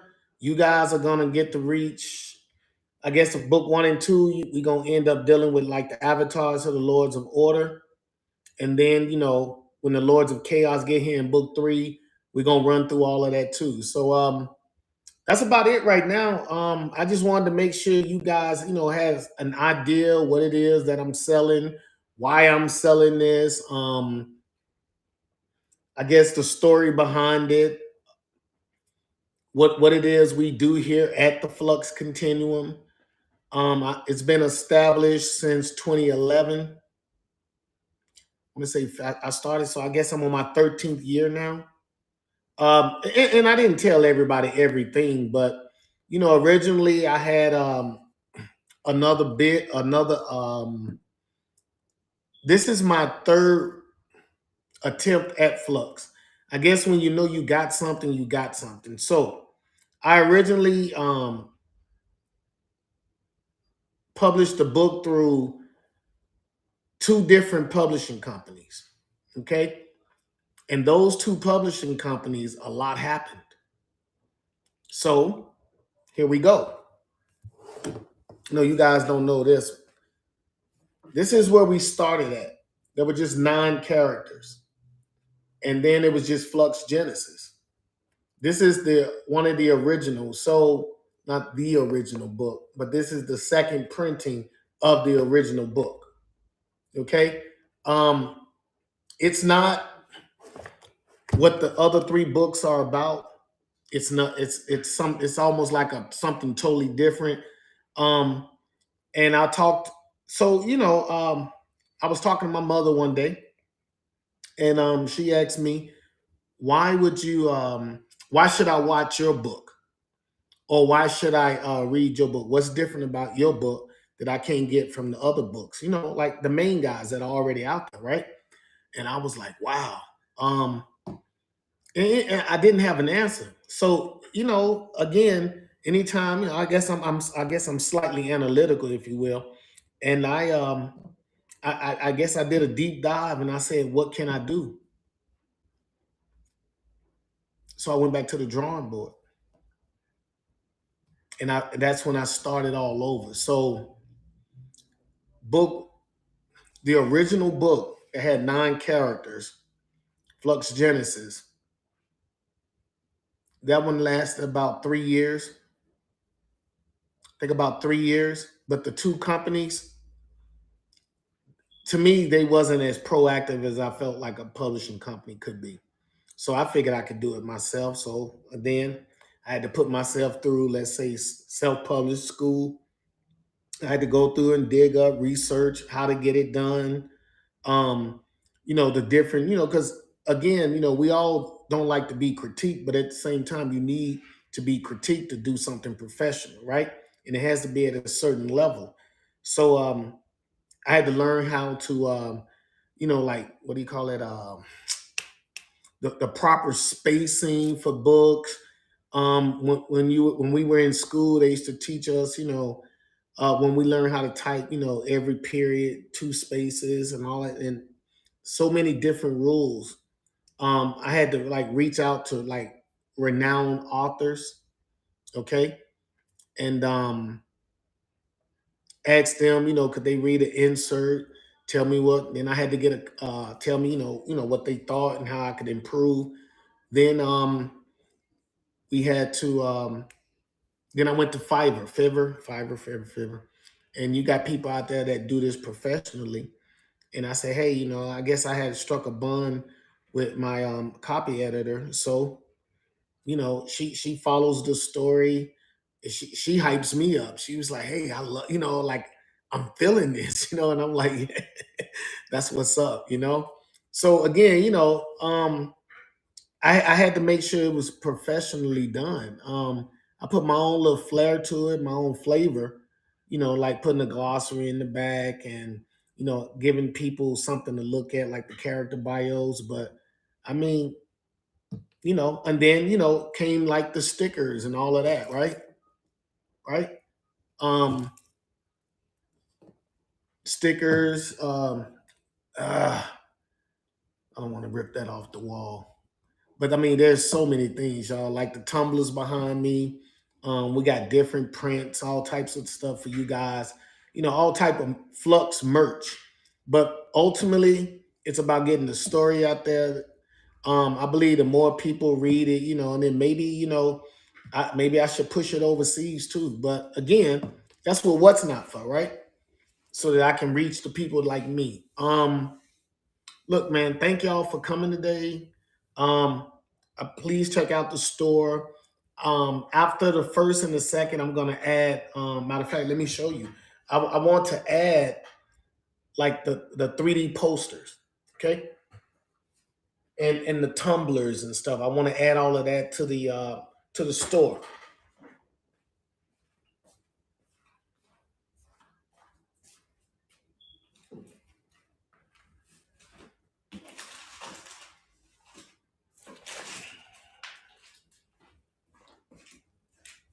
So I went out my way to get these done. Yeah, everything comes with a sleeve, you know. I just feel like that's more professional. I got about 20 of these, I think. 20 to 25 of these. About 16 by, I forgot the price, but the size. If I had my tape measure over here, I could give it to you. You guys see that?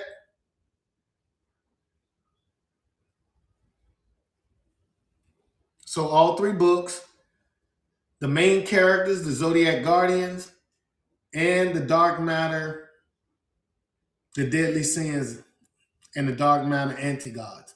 So these are the kind of things that I want to bring out, you know, something that's dope about Flux. I talked to the team, and the team also mentioned that maybe, you know, we can get some clocks like this with the image inside the actual clock. I don't know. But again, you know, I want to give you guys the stuff you would want to have with with your Zodiac. I wear everything because I'm the creator. There's nothing like self-advertisement. So where is that? There's nothing like self-advertisement. So, you know, I advertise everything. But, you know, you guys, you let me know what you want. We'll try to get it taken care of.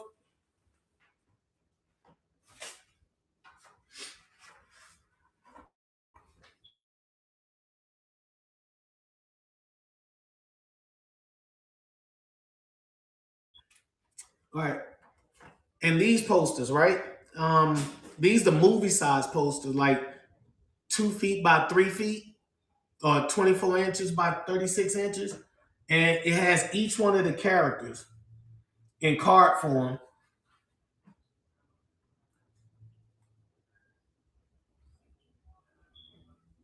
And I got this frame for like $8 at Walmart, and I put it in, and this is what I show the people. All right, and it gives you the 3 books. No, it's over here. The 3 books, right there. So this is what we selling. It's Flux merch based off the Zodiac Guardians, or we follow the Zodiac Guardians as we tell this story about, you know, the beginning of time to the end of time, and how they ultimately, the Zodiac guys are here to save each one of our Zodiac dimensions, right? Okay, so, you know, show your support by getting your Zodiac Guardian, you know, whether it's a sticker, the book, the posters, the tumblers, all this stuff that's coming, okay? And we're gonna continue to be on What's Not. I'm actually gonna go live tomorrow, especially if these guys have the router and everything up, the Wi-Fi up like they said it was. Then we will stream live, and I'm gonna take my extended long extension cord, so I might be able to do this whole thing. But you know, we'll be in the canopy. We got the canopy. We taking the canopy out there too with us. So, you know, hey guys, and hopefully I have this so that I can talk, and then you guys can hear me clear without all, you know, the extra echo and whatnot. Okay, so that's me summing this up. I didn't show you guys there. Because What's Not, y'all? These are my people, right? Okay, so those are a lot of comic books over there. I know you guys up there can't see, but What's Not, those are comic books. And behind those comic books are a couple of boxes full of comic books. Okay, so I'm getting rid of all of that stuff, and I might as well auction it off to you guys. And some of the stuff maybe you could win. I don't know. We shall see. And we'll see how business goes. and we'll see what can I get to you guys and ship out some of this stuff to you. We got a raffle here where we'll be doing the raffle machine. We're gonna be doing that. So, and I'll come up with a way that you guys, maybe everybody who purchases within a certain amount of time, from this time to this time, we probably do a raffle or something. We'll raffle off something. What I do know is somebody come up with a good slogan that goes to the Zodiac Guardians. Right above my head, or what looks like it's right above my head, that's a Bluetooth speaker tumbler. So we're gonna, raffle that off. It's Flux too.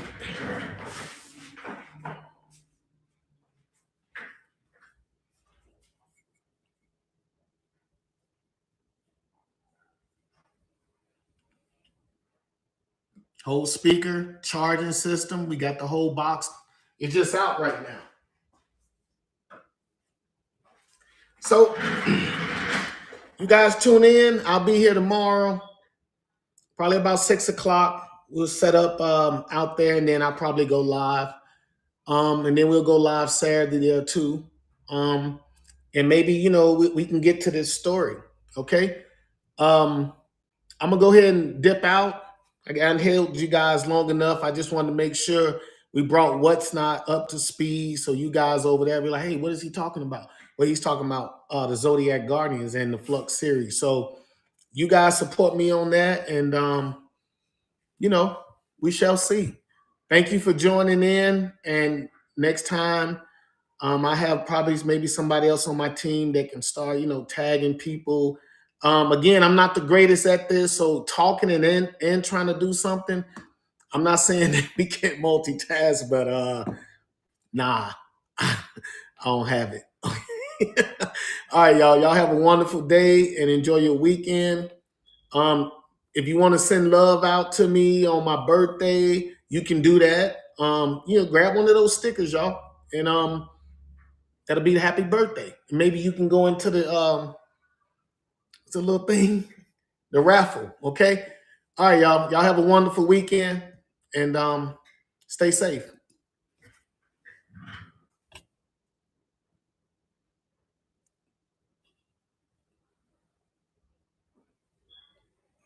Come on.